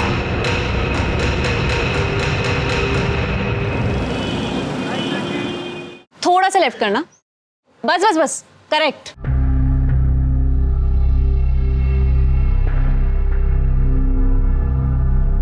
निया, ये सब क्या है? मैंने कहा था ना कैफे का लोगो मत बदलना। अरे हमारे पुराने कैफे के लोगों से सब हमें जानते थे। अरे वो पहचान थी हमारी। Bro, it's time for evolution ना। पहचान तो धोती कुर्ते की भी है, पर पहनते हो क्या तुम? जिस लोग कहते कैफे कितना कूल लग रहा है। रीब्रांडिंग से हमारे कैफे प्रमोट भी तो हो रहा है ना। कैफे सिर्फ तेरे नाम से, कैफे तेरी नहीं है, समझी? इसमें मेरा हिस्सा भी तो है, सेम पेरेंट्स है हमारे। लड़कियों का कोई हिस्सा नहीं होता। शादी करो, पति के घर जाओ और वहां पे हिस्सा मांगो अपना। I will. It's okay निया, relax. चल अपने कैफे की कॉफी पिला। चल ना, कम। थैंक यू सो मच यार निया, तूने बचा लिया यार। साला 1 महीने से कोई काम ही नहीं आ रहा था ग्राफिक्स का। और पापा से पैसे मांगता ना तो वो खटिया खड़ी कर देते। ओ प्लीज यार, दोस्ती में क्या thank you. Hi guys. Hey, what's up? Yes, and I have a good news for you. So wish me and save your dates. तू शादी कर रहा है? Yes. और ये प्राची कौन है? कार्ड पे किसका नाम है? तेरा। किसके साथ? तेरा और प्राची का। तो मेरी होने वाली वाइफ। तू डम रहेगा रे। अबे ये प्राची मिली कहाँ तुझे? यार हम एक मैट्रिमोनियल वेबसाइट पे हैं। Congratulations से काम नहीं चलेगा क्योंकि तुम सबको शादी वाले दिन पहुंचना पड़ेगा। बेटा शादी का कार्ड तूने मुझसे नहीं बनवाया ना, इसका बदला लूंगा मैं तुझसे। भाई सॉरी यार, वो एक्चुअली प्राची की फैमिली वालों ने बनवा दी। सही है ना, पैसे बच गए। अरे यार मजाक कर रहा था मैं। अब मीठा तो खिला। मेरी शादी की खुशी में तुम सब मिठाई खाओ। ऐसे लोगों की वजह से अरेंज मैरिज आज तक चलती आ रही है। जितनी जल्दी हो सके रिश्ता तय कर दो। अरे उम्र ज्यादा है तो क्या हुआ, 70 साल की उम्र में भी मर्द मर्द ही होता है, और ये तो फिर 40 के ही हैं। बात आगे बढ़ाओ। पापा आप ऐसे नहीं कर सकते। एक बात समझ ले, मेरी इज्जत से बढ़कर जिंदगी में और कुछ भी नहीं, औलाद भी नहीं। अगर मैंने तुझे पैदा किया है ना तो मार भी सकता हूं।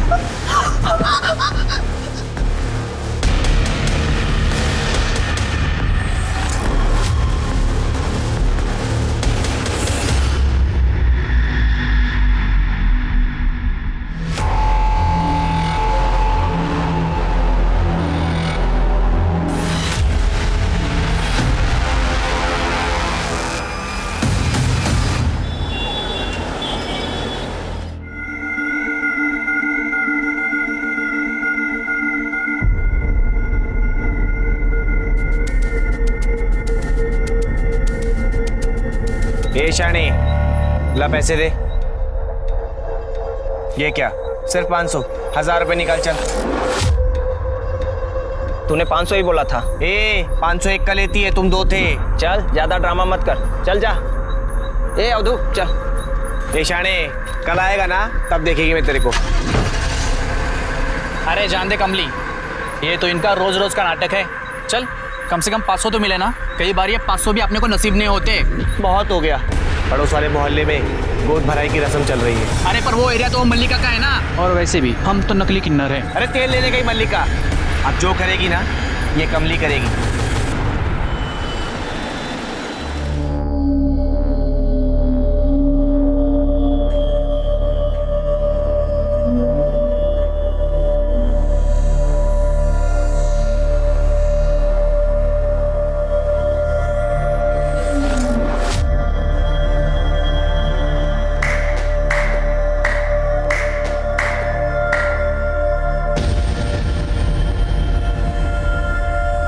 तेरी सारी बलाएं ले लूं, सदा सुहागन रहो, मुन्ना ही होगा।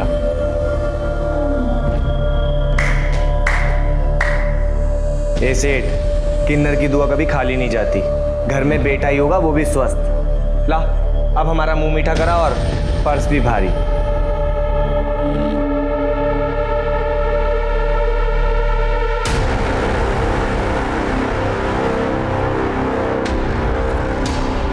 देख तो संभालना, रखो और दफा हो जाओ। ऐसे घर में खुशियां आई है, उसमें भी कंजूसी। तुझे बोला ना ये रख और दफा हो यहाँ से। चल 1000 रुपए तो दे, 500 रुपए बचा के करोड़पति बन जाएगा क्या? तू जाता है या मैं चप्पल निकालूं?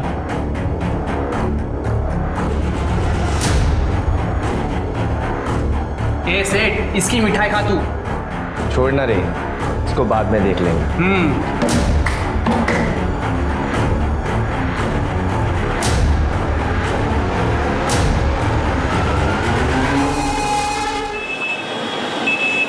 देखो पारुल, तुम एक नहीं 10 काम वाली बाई रख लो, मुझे क्या एतराज हो सकता है? आपको क्यों एतराज होगा?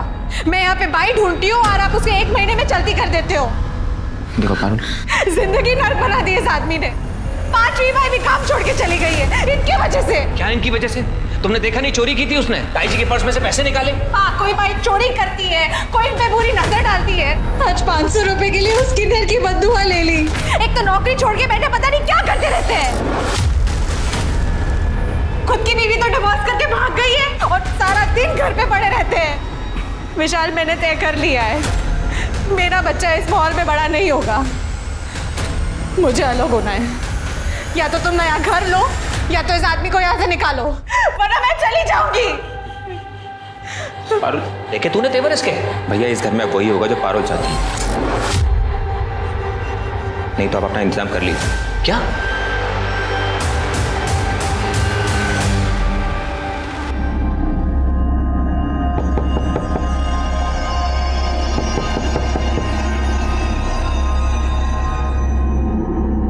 ये विनोद भैया को अभी क्या चाहिए?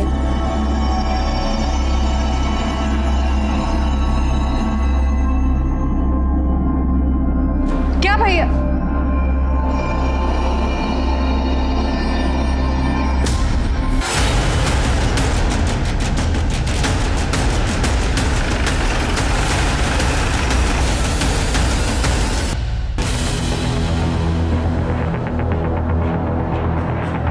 चारों तरफ अच्छे से चेक करो।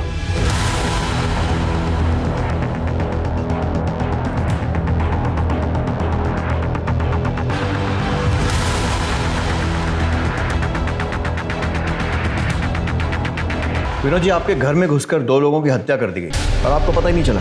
कान पर जूं तक नहीं रहेंगी। मेरे डिवोर्स के बाद सिर्फ मुझे इंसोम्निया और डिप्रेशन की शिकायत है। स्लीपिंग पिल्स लेके सोता हूँ। सर, कबर्ड्स को तोड़ा गया, सामान गायब। सब ले गए, रुपए, पैसे, जेवर। अंदर कैसा है कुछ पता चला? सर, इस खिड़की से फर्स्ट एंट्री के निशान। सर ये देखिए, सर शू प्रिंट के निशान है, पर ऐसा लग रहा है किसी ने शू पे प्लास्टिक कवरिंग पहनी हो। मतलब पूरी तैयारी से आए थे। विनोद जी, किसी से दुश्मनी आपकी है, आपके भाई की, या फिर हाल फिलहाल में कोई झगड़ा या फिर किसी पर शक हो आपको? कौन मार सकता है? कोई मार सके ऐसा तो कोई नहीं। बस कल नौकरानी से झगड़ा हुआ था, मैंने उसे घर से बाहर निकाल दिया। छोटी मोटी चोरी करती थी घर में। क्या? पैसे निकाल लिए? अच्छा, आप फोन रखो, मैं आपको कॉल करता हूं। शीला, तूने ताई जी के पर्स में से पैसे निकाले? क्या? क्या क्या? ताई जी के पर्स में से पैसे निकाले तूने ना? ये क्या कह रहे हैं भैया आप? मैंने तो ताई जी का पर्स देखा तक नहीं। अच्छा, तेरा पर्स निकाल, अभी पता चल जाएगा, सच्चाई सामने आएगी। पर्स निकाल। अरे पर्स निकाल। आप ये क्या कर रहे हैं? अरे भैया रुकिए, क्या आप क्या कर रहे हैं? तुम लोगों को दिखाई नहीं देता? चोरी की है इसने। ताई जी के पर्स में से पैसे निकाले हैं। पर्स निकाल, पर्स निकाल। क्या कर रहे हैं भैया आप? मैंने तो ताई जी का पर्स देखा भी नहीं। ऐसे आदमी के घर में मुझे काम नहीं करना है जो और की इज्जत ना कर सके। नौकरानी की डिटेल्स लो और उसको थाने बुलाओ। आसपास एरिया में चेक करो कोई भी सीसीटीवी है क्या। चोरी हुए सारे सामान की लिस्ट बनाओ और सारे गहनों की लिस्ट ज्वेलर्स के पास भेजो। चोरी तो कर ली है, कहीं ना कहीं तो बेचने जाएंगे। सर, पारुल और विशाल का कत्ल उन्हीं के घर के अंदर कर दिया गया। पारुल 7 महीने की गर्भवती थी, फिर भी कातिल को रहम नहीं आया। अब कातिल जो भी हो, लेकिन किसी गर्भवती महिला का कत्ल करना हर एक के बस की बात नहीं। जो कोई मानसिक विकृति वाला शख्स ही कर सकता है, जिसकी नजर में इंसानी जान की कोई कीमत नहीं।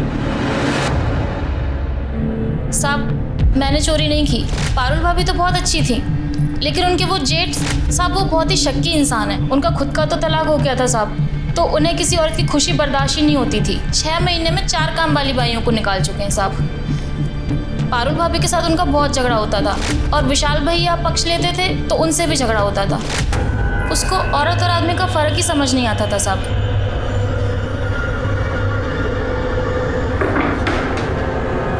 भाभी, ये भैया मुझे ऐसे घूर घूर के देखेंगे तो मैं काम कैसे करूंगी? मैं भी एक औरत हूँ। अरे वो तुझे औरत है इसलिए घूर के नहीं देखते हैं, वो बहुत शक्की इंसान है। उन्हें तो लगता है कि मैं भी विशाल के पर्स से पैसे चोरी करती हूँ, मुझे भी ऐसे ही घूर के देखते हैं। ये सही है, उसने तेरी चोरी पकड़ी तो तूने उल्टा उस पर ही इल्जाम लगा दिया। नहीं नहीं साहब, मैं 10 घर का काम करती हूँ साहब, 15-20 हज़ार रुपये कमा लेती हूँ। 500 रुपये चुरा के पूरे मोहल्ले में बदनाम हो जाऊंगी साहब। मैं बेवकूफ़ थोड़ी हूँ साहब। ठीक है, जाओ। और सुनो, बिना बताए शहर छोड़कर मत जाना। जी साहब। कहीं ऐसा तो नहीं है कि इस विनोद ने ही मर्डर किया और उसके बाद लूटपाट का एंगल दे दियो? इस विनोद पे नजर रखो। अगर इसने ये किया है तो बाकी एविडेंस से तो कोई फायदा नहीं होगा, फिंगरप्रिंट्स, मोबाइल रिकॉर्ड्स, लेकिन वो गहनों को ठिकाने लगाने की कोशिश करेगा। अगर इसी ने किया है तो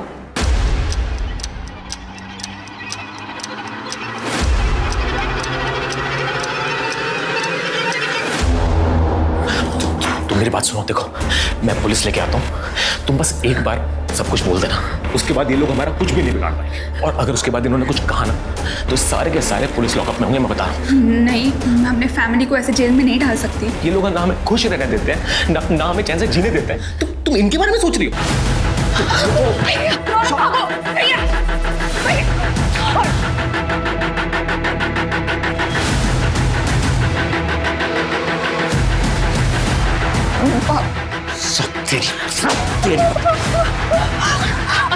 क्या कर रहे? शकुन, इसे बांध के रख। नहीं पापा। आज के बाद इसे घर से निकलने मत देना।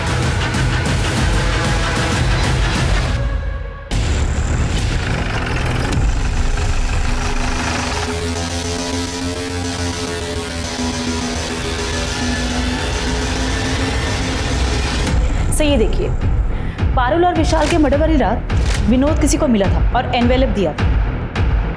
पता करो ये कौन है। सर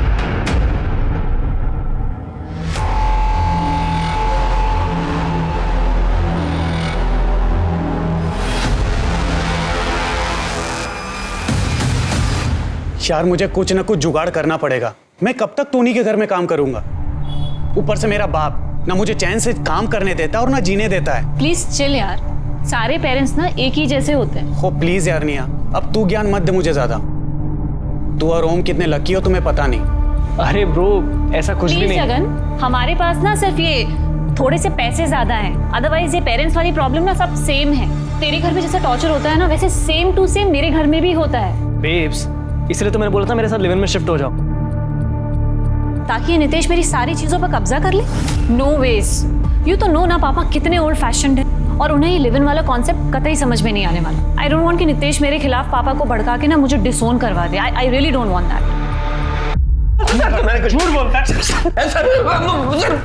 सर, मैंने कुछ नहीं किया सर, मैंने किसी को सुपारी नहीं दी सर। वो हमारी सोसाइटी का वॉचमैन है, उसकी माँ की तबीयत खराब हो गई थी, पैसे मांग रहा था, इसीलिए मैंने उससे पैसे दिए सर। हम उसके घर गए, घर पे ताला लगा हुआ।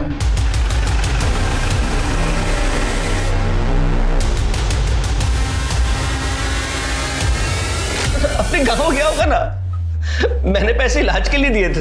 कोई इलाज के पैसे नहीं थे, सुपारी दी थी अपने भाई और उसकी बीवी को मरवाने के लिए। सच बोला?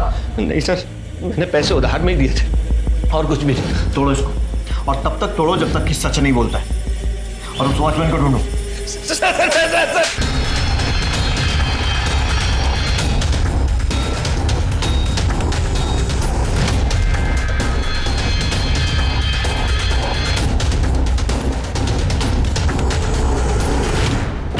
सर वो वॉचमैन के घर फोन किया था, वो वहां भी नहीं है। सर ये वॉचमैन बहुत ही शातिर है, उसने विनोद के अलावा और भी कई लोगों से अपनी माँ की बीमारी के नाम पे पैसे लिए, और उसकी माँ 2 साल पहले चल बसी।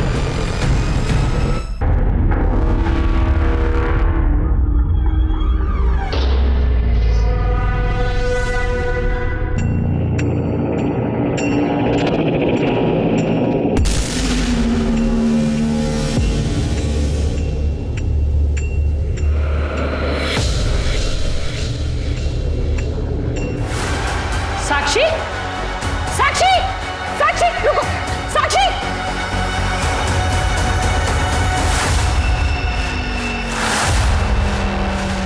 साक्षी, साक्षी, रुक जा, मैं कहता हूँ साक्षी रुक। ध्यान रख ऊपर।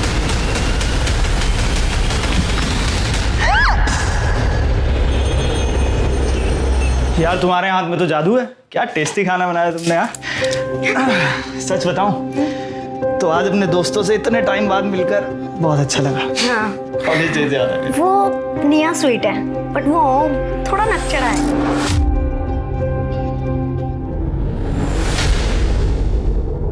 यार कुछ इस टाइम कौन होगा?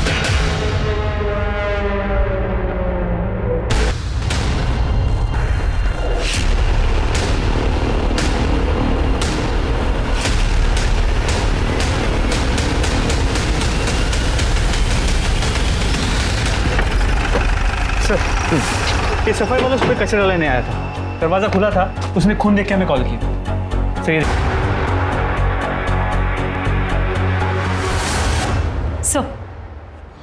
सर ये देखिए जूतों के निशान, इसने प्लास्टिक कवर पहना। सर ये उसी तरीके के जूतों के निशान है जो कि विशाल और पारुल मर्डर केस में थे। और सर एक और बात, यहाँ भी चोरी हुई है। एक काम करो, आस पड़ोस में पूछताछ करो, आजू बाजू के एरिया में कोई भी सीसीटीवी फुटेज मिलता है चेक करो, फैमिली को बुलवाओ और चोरी हुए सामान की लिस्ट बनाओ। और ये भी पता करो कि वो वॉचमैन कहीं वापस शहर में तो नहीं आ गया। जी सर। विश्राम, ऐसे ही निशान पारुल के घर के दरवाजे पर भी था, चेक करो। जी सर। देख, हमें पता चला कि तू नौकरी छोड़ के घर पे बैठा था, घर में सिर्फ पारुल और विशाल की चलती, इसीलिए तूने उन्हें मरवा दिया। अब ये बता कि किससे और कैसे? सर मैंने किसी को नहीं मरवाया। देख, 2 और लोगों का मर्डर हुआ है, अगर सच सच बोलेगा तो तेरी सजा कम करवा सकते हैं। सर मैं हाथ जोड़ता हूँ सर, मैं आपसे पहले भी कह चुका हूँ, मैंने किसी को नहीं मरवाया। मानता हूँ मैं उनसे चढ़ता था, लेकिन थे तो वो मेरा परिवार। अब आप बता रहे हो एक घटना फिर से घट गई, तो मैं तो बेकसूर हुआ ना सर। सर राज के घर वाले आए। नए घर में शिफ्ट हुआ था सर, कल सत्यनारायण की पूजा रखी थी, हम भी वहां पर थे। दोपहर का खाना खाकर हम दोनों निकल गए थे सर, क्योंकि उसने अपने दोस्तों के साथ एक पार्टी रखी थी। आप जानते हैं उन दोस्तों को? जी सर।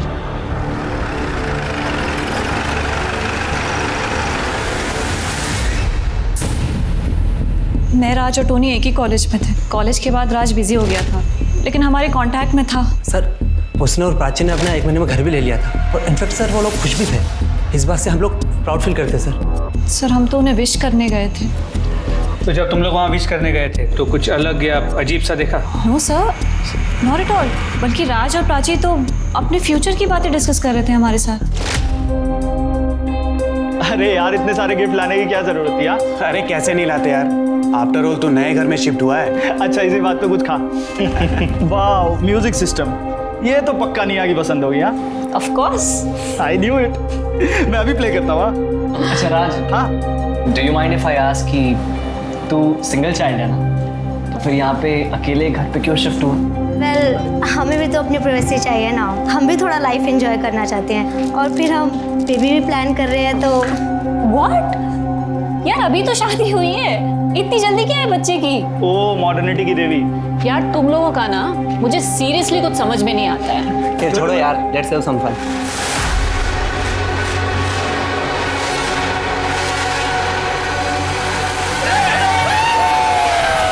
सर राज अपनी फैमिली का इकलौता बेटा था, लेकिन प्राची उसके साथ अलग रहने लगी थी।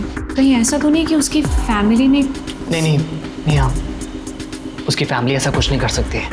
ऑल्दो सर, राज की जो एक्स गर्लफ्रेंड थी रितु, वो भी उससे झगड़ा करती थी, और कई बार तो सोशल मीडिया पे उसके साथ पिक्चर्स पोस्ट करके उसे गालियाँ भी देती थी। ओह यस सर, ये देखिए सर, राज ने कल ही सत्यनारायण की पूजा के पिक्चर्स डाले थे। ये देखिए रितु ने क्या कमेंट किया हुआ है।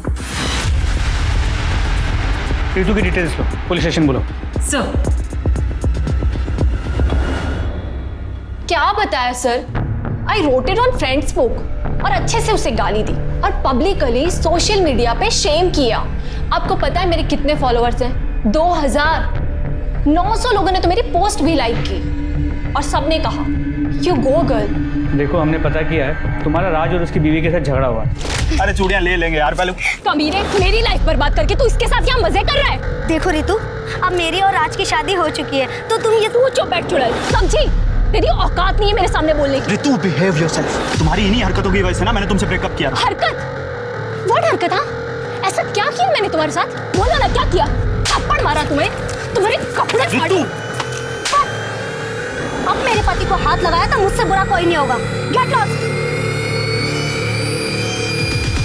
हाँ तो वो डिजर्व करता था सर, और मेरा उसे मार के क्या फायदा होगा?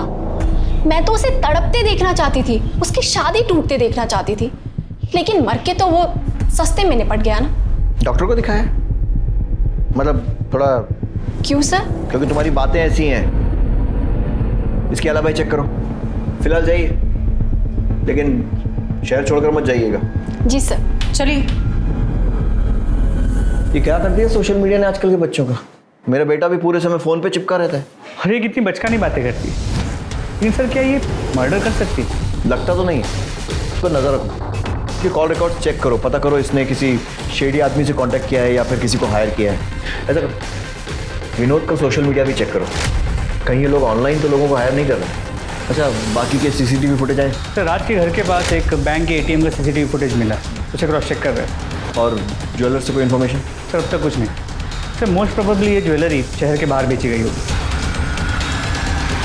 एक और शादीशुदा जोड़े का कत्ल हो गया। शुरुआती जांच के हिसाब से यह केस भी विशाल और पारुल के मर्डर केस जैसा है। यहाँ पुलिस की तहकीकात पर भी कई सवाल खड़े होते हैं। क्या पुलिस ने जल्दबाजी में केस बंद करने के चक्कर में कहीं विनोद को गलत तो नहीं फंसा दिया? और क्या पुलिस अगर इस मामले की कई एंगल से जांच करती तो राज और प्राची की जान बच सकती थी? जांच के दौरान एक अजीब बात सामने आई।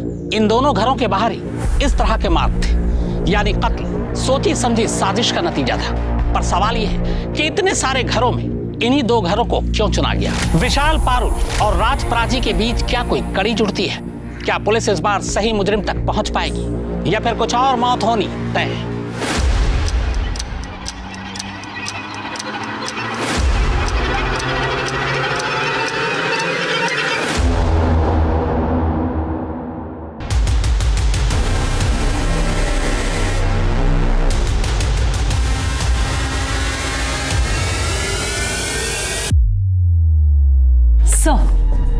सर ये देखिए, पहली रॉबरी में कोई भी बाइक पर नहीं आया, पर दूसरी रॉबरी के वक्त राज और प्राची के घर दो लोग बाइक पर गए थे। वो राज के घर की तरफ गए और 20-25 मिनट के बाद वहां से निकल गए। मतलब ये हो सकता है कि शायद पहली रॉबरी के बाद जो पैसा आया उससे बाइक खरीद ली हो। सर हो सकता है, क्योंकि बाइक पुरानी है और नंबर प्लेट भी नहीं। और ये देखिए, राज के घर किन्नरों ने मार्क छोड़ा जो कि पारुल के घर पर मिला था, और वो लोग दोनों के घरों में गए गोद भराई वाले दिन और पूजा के टाइम। मतलब ये हो सकता है कि ये लोग शादी पूजा वाले घरों में सुबह मांगने के बहाने घुसते होंगे, उसके बाद वहां पर छानबीन करते होंगे और फिर शाम को या रात को ये या फिर इनके साथी लूटपाट करते होंगे। हाँ सर, क्योंकि ऐसे वक्त पर लोगों के घरों में गहने पड़े होते हैं और जो कि बैंक में भी होते हैं वो भी निकाल लेते हैं। पता करो ये किन्नर कौन है और लेकर आओ थाने। सर वैसे हमारी साक्षी बहुत सुंदर है, वो उसका एक्सीडेंट हो गया है ना, इसलिए थोड़ा मुरझाई सी लग रही है। कोई बात नहीं भाई साहब, साक्षी की सुंदरता कम नहीं हुई है ना निखिल? हमारी तरफ से ये रिश्ता पक्का समझिए। साली चुड़ैल, नकली किन्नर का ही की। मैं तेरे को बोली ना मेरे एरिया में आने का नहीं करके। मल्लिका, ये एरिया तेरा बाप का है क्या? अरे बाप निकल देगा तो।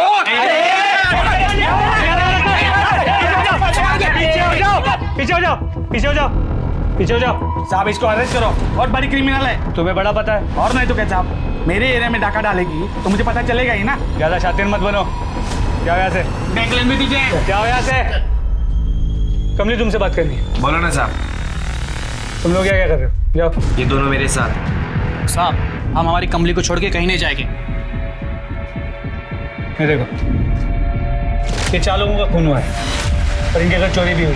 और ये देखो, इनके घर के बाहर ही तुम्हारा निशान है। इन दोनों घरों में तुम गई थी ना? साहब हम तो किन्नर लोग हैं, जिसके घर में भी त्योहार होता है ना हर जगह जाती है। और क्या है ना कि उस लड़की का गोद भराई था, इसीलिए हम लोग मार्क लगाए। साहब बाद में बहुत लफड़ा होता है, इसीलिए हम जिधर भी जाते हैं अपना मार्क लगा देते हैं। और वैसे भी साहब हम लोग तो दोपहर में गए थे। तुम दोनों रात को तुम कहाँ थे? वो उधर हाईवे के बाजू में साहब, उधर कभी भी जाके देखना, रात को हम उधर ही रहती है, पूछ लो जरा। हाँ हाँ हम हाईवे के पास ही थे। एक मिनट, इसका क्या मतलब है कि शादी में जो पैसे लगेंगे वो तेरा हिस्सा है एंड ऑल? यही होता आया है और यही हमारी रीत है। बट ये लीगली सही नहीं है पापा। मुझे आपके कुछ लाख रुपए नहीं चाहिए, मुझे बिजनेस में पार्टिसिपेट करना है। पापा बिजनेस संभालने के लिए मैं हूं ना। पर मैं भाई से बेटर हूँ पापा, आपको पता है। निया पापा प्लीज प्लीज पापा। ओके तो एक डील करते हैं ना, अच्छा हाउ अबाउट 1 महीना भाई बिजनेस संभाले और 1 महीना मैं संभालूं, फिर देखते हैं कि कौन बेटर है। प्लीज पापा, अपनी बेटी को एक मौका तो दे सकते हैं ना। अच्छा ठीक, पर पापा कैसी बातें कर रही है ये? पापा धंधे में थोड़ी ना ये सब चलता है, बस 1 महीने की तो बात है।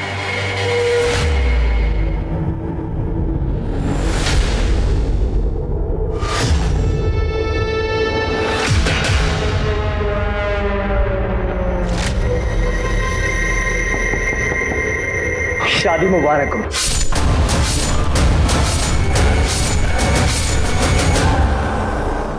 सर पोस्टमार्टम और फोरेंसिक रिपोर्ट पारुल और विशाल के केस जैसी, धारदार चाकू से वार किया गया।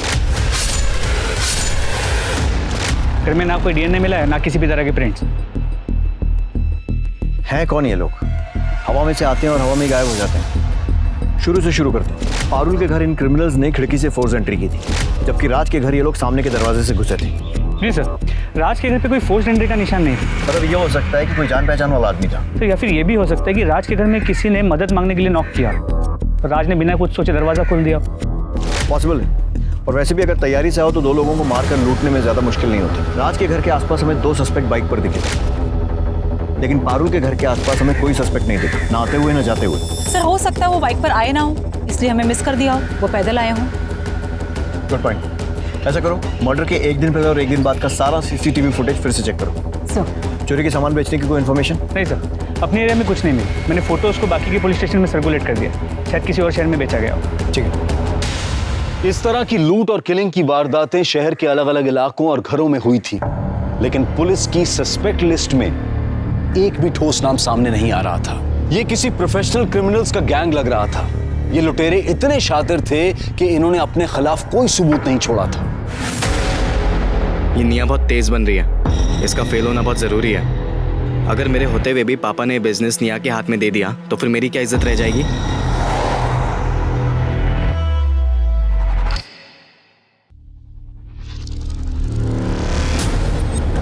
ये यहाँ क्या कर रहा है? जानते हो इसे? जी सर, उस दिन कैफे में देखा था, राज का दोस्त है। सर कमली के अलावा यही एक कॉमन लिंक है। मर्डर वाली रात कुछ घंटे पहले ये वहाँ देखा गया था। और निकला कब? सर मर्डर की अगली सुबह टोनी के साथ। मतलब मर्डर की 1 रात पहले आया और मर्डर की अगली सुबह निकल गया। इसका एड्रेस निकालो और सारी डिटेल्स पता करो। सर सारा टाइम कंप्यूटर पे लगा रहता है। उस दिन मैं नाराज हो गया, थोड़ा सा कुछ कह सुन दिया तो नाराज होकर अपने दोस्त के घर चला गया। कौन से दोस्त के? टोनी है उसका दोस्त। तो बोला कि प्रोजेक्ट पूरा करके आऊंगा, 2 दिन बाद वहीं से आया।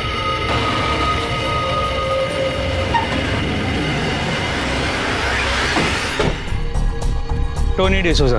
जी सर। तुम जगन के दोस्त हो? हाँ सर। जगन के बाप ने कहा कि वो 30 अप्रैल की रात तुम्हारे यहाँ पे रुका था। हाँ सर, वो 2 दिन मेरे साथ रुका था। तुम क्या करते? सर मैं कॉल सेंटर में जॉब करता हूँ। क्या है सर, सुबह जल्दी चले जाता हूँ, शाम को लेट आता हूँ। जगन के आने के बाद मैं सो गया था और सुबह चले गया जल्दी, और नेक्स्ट डे उसे मैंने ड्रॉप भी कर दिया था सर। सर आपके कहने पर मैंने जगन और टोनी के क्रेडिट कार्ड्स और एक्सपेंसेस चेक किए। पिछले 1.5 महीनों में काफी लाइफस्टाइल में चेंज आ गया। उठा कर लाओ दोनों। सर मैंने कुछ नहीं किया। शुरू हो जाओ। मैंने कुछ नहीं किया है सर। और सर राज और प्राची की हाउस वार्मिंग पार्टी के बाद हम लोग ओम के फ्लैट पे चले गए थे सर, पार्टी कंटिन्यू करने की। सर मैंने चेक किया है, इन लोगों की मोबाइल लोकेशन ओम के घर की है। मैं जितना इस केस को स्टडी करता हूँ, मुझे ये मामला सीरियल किलिंग का लगता है। सीरियल किलर होता क्या है, कैसा होता है? सीरियल किलर में खून करने की तलब होती है, कत्ल करने का एक खास पैटर्न होता है। अक्सर चोरों का इंटरेस्ट होता है चोरी करना, लेकिन चोर चोरी करने के बाद चुपचाप निकल जाना पसंद करते हैं। जब तक कि कोई उनके सामने ना आ जाए तब वो उन्हें मार देते हैं। अब पुलिस को अपनी सोच बदलनी होगी। क्या ये कत्ल चोरी को छुपाने के लिए है या चोरी कत्ल को छुपाने के लिए? क्योंकि अगर ये मामला सीरियल किलिंग का है तो फिर कई मौत होनी अभी बाकी है। नमस्ते आंटी, साक्षी को मैं तैयार कर देती हूँ। ठीक है, पर जल्दी करना। ठीक है।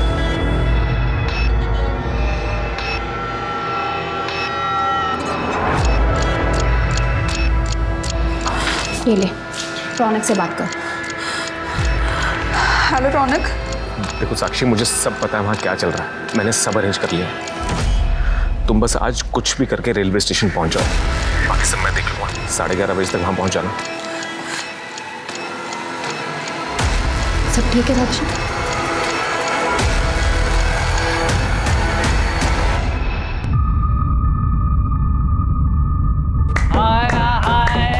बधाई हो सेठ, बधाई हो। घर में खुशियां आ रही है तेरे। चला शगुन दे। हाँ हाँ। तेरी बेटी सदा सुहागन रहे। ले ये हुई ना बात।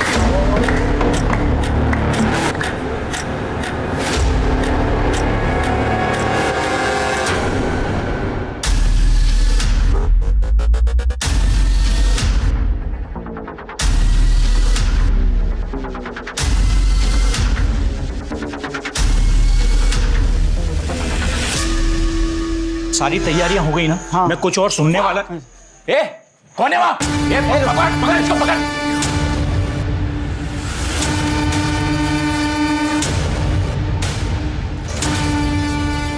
कौन है तुम लोग?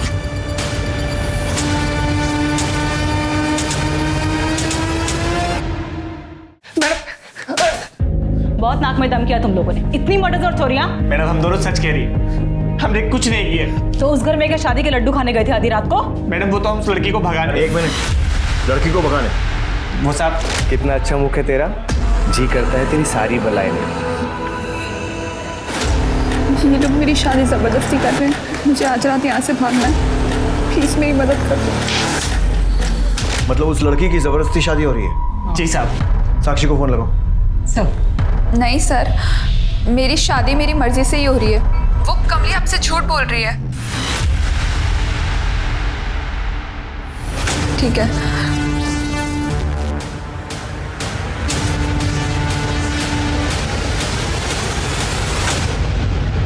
इन लोगों की अच्छे से धुलाई करो, मुझे पूरा सच चाहिए।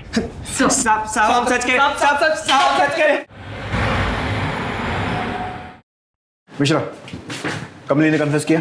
नहीं सर, हमने सभी पैतरे इस्तेमाल किए, लेकिन फिर भी वो बोल रही है कि उसने कोई भी जुर्म नहीं किया। तो सर हमने सोचा कि बाकी के एविडेंस चेक करते हैं, शायद कोई लिंक मिल जाए। पर सर लिंक मिल भी गया।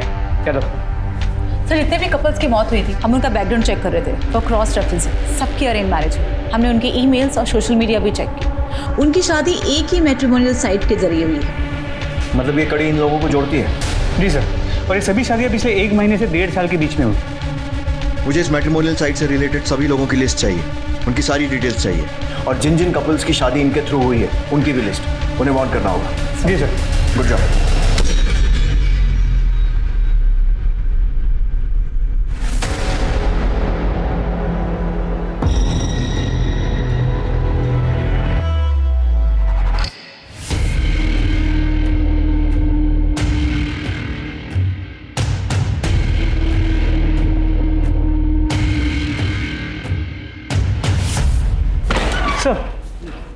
सर टोनी डिसोजा, पारुल का पड़ोसी और राज का दोस्त। ये उसी कंपनी में काम करता है जो विवाह केंद्र का वेबसाइट मैनेज करती है। और इस टोनी ने आज ही साक्षी और निखिल का अकाउंट भी एक्सेस किया है। ये साक्षी वही लड़की है ना जिसके यहाँ वो किन्नर चोरी करने गए? हाँ सर। 1 मिनट, बहुत बड़ी गलती हो गई हमसे। ये क्रिमिनल्स लड़की के मायके नहीं बल्कि उसके ससुराल में चोरी करने, लूटपाट करने और मारने जाते हैं। शायद कमली सच कह रही थी। यार गाड़ी निकलो।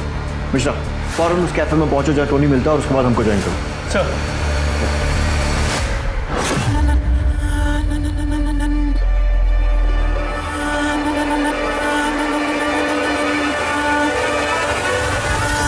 और इसीलिए मुझे ये शादी करनी पड़ी।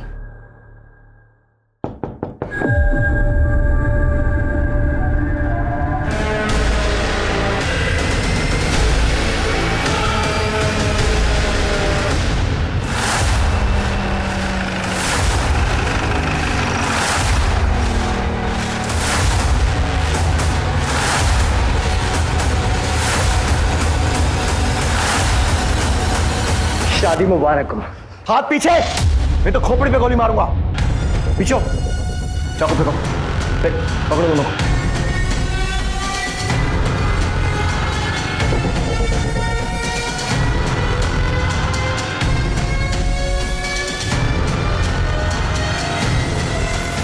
बहुत परेशान किया तुम लोग। बहुत स्मार्ट गेम खेला तुम लोगों ने, कोई गलती नहीं। परेशान हो गए थे हम लोग, समझ ही नहीं आ रहा था करें क्या।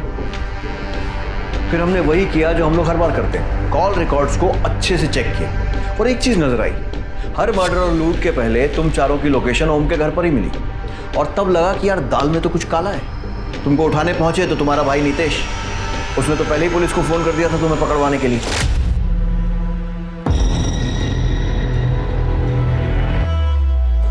मिल गया निया को फंसाने का तरीका।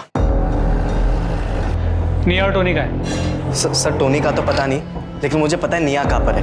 मैंने अभी उसका मैसेज देखा sir, red pill party sir, ये पक्का ड्रग्स वाली पार्टी है 100%। Please arrest as soon as possible. तुम्हें बहुत जल्दी अपनी बहन को अरेस्ट करवाने की? सर आप निया को अरेस्ट करेंगे तभी तो पापा ये कैफे मुझे देंगे, and everything is fair when it comes to business. Sir मेरा भाई ना एकदम यूजलेस है, वो ना ही एक अच्छा बिजनेसमैन है और ना ही एक अच्छा भाई, और ना ही खूनी लुटेरा। पहला विक्टिम कैसे चूज किया था?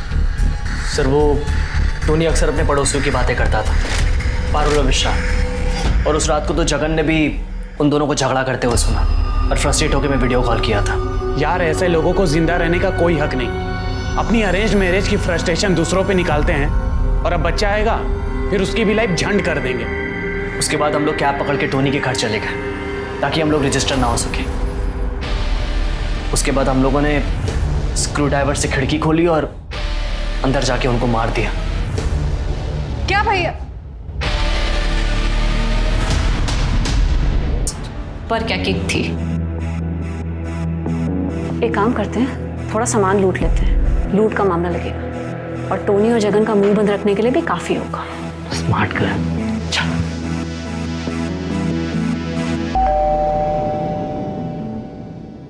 क्यों इंफॉर्मेशन देता था अपनी वेबसाइट से, उसके बाद हम रेकी पे जाते थे ये पता करने के लिए कि कौन अकेले रहता है और किसके पास कितनी सिक्योरिटी। अगर हमें ऐसा लगता था कि हम दोनों उस चीज़ को हैंडल नहीं कर पाएंगे तो टोनी और जगन को अपने साथ लेते थे। मर्डर करने के बाद हम वो कपड़े और ग्लव्स जगन को देते थे और वो उसे डिस्पोज करता था। उसके पापा म्यूनिसिपल डिपार्टमेंट में काम करते हैं। हमें मज़ा आने लगा और टोनी और जगन की पैसे की प्रॉब्लम सॉल्व होने लगी थी। So basically a win win situation for us. और जिन बेचारों को मारा उनकी फैमिली के लॉस का क्या, उसके बारे में सोचा कभी? अभी बताओ उन बेचारों को क्यों मारा? तुम्हें तो पैसों की कमी भी नहीं थी ना? सर ये मेरा प्लान था, मुझे शादी नहीं करनी थी, लेकिन जबरदस्ती मेरे पेरेंट्स ने मेरी अरेंज मैरिज करवा दी थी और शादी के अगले दिन ही लड़की अपने आशिक के साथ भाग गई थी। उसके बाद से मुझे नफरत हो गई थी अरेंज मैरिज से, खास करके उन लोगों से जो रिलेशनशिप में होने के बाद अपने पेरेंट्स के प्रेशर में आके अरेंज मैरिज करते। फट्टू होते ऐसे लोग साले। और मुझे प्रॉब्लम थी बच्चों के क्रेज से। ये पॉपुलेशन इतनी बढ़ रही है सर, मतलब अगर प्यार नहीं है तो शादी करके बच्चे पैदा करने का क्या फायदा? और ये पेरेंट्स, इनके साथ जो जबरदस्ती हुई ये अपने बच्चों के साथ भी वही करते हैं। For what? किस लिए? ऐसे बढ़ाएंगे अपने वंश का नाम? बहुत क्रांतिकारी विचार हैं तुम लोगों के, और मेरे हिसाब से आपके आगे आने वाले कुछ साल जेल में बीतने वाले। सीरियल किलर को पकड़ना इतना मुश्किल क्यों है? मैंने अपने करियर में कई सीरियल किलर से मुलाकात की और बात की, और जो चीजें समझ में आई वो ये है कि एक तो सीरियल किलर हमारे आसपास होता जरूर है पर शक की कोई गुंजाइश नहीं छोड़ता, बेहद लो प्रोफाइल रहता है, उसका टारगेट बहुत साफ होता है, वो हमारे आसपास होते हैं, हमारे बीच में होते हैं, लेकिन कभी भी शक की कोई गुंजाइश नहीं छोड़ते। और यही वजह है कि दुनिया की कोई भी पुलिस हो, सीरियल किलर को पकड़ना उनके लिए सबसे मुश्किल होता है। अब मैं अनूप सोनी आपसे विदा लेता हूं, फिर मुलाकात होगी क्राइम पेट्रोल सतर्क में एक और नए केस के साथ और उस पर हमारे एक्सपर्ट के विश्लेषण के साथ। तब तक अपना और अपने परिवार का ख्याल रखें, सतर्क रहें, सुरक्षित रहें और देखते रहें क्राइम पेट्रोल सतर्क। जय हिंद।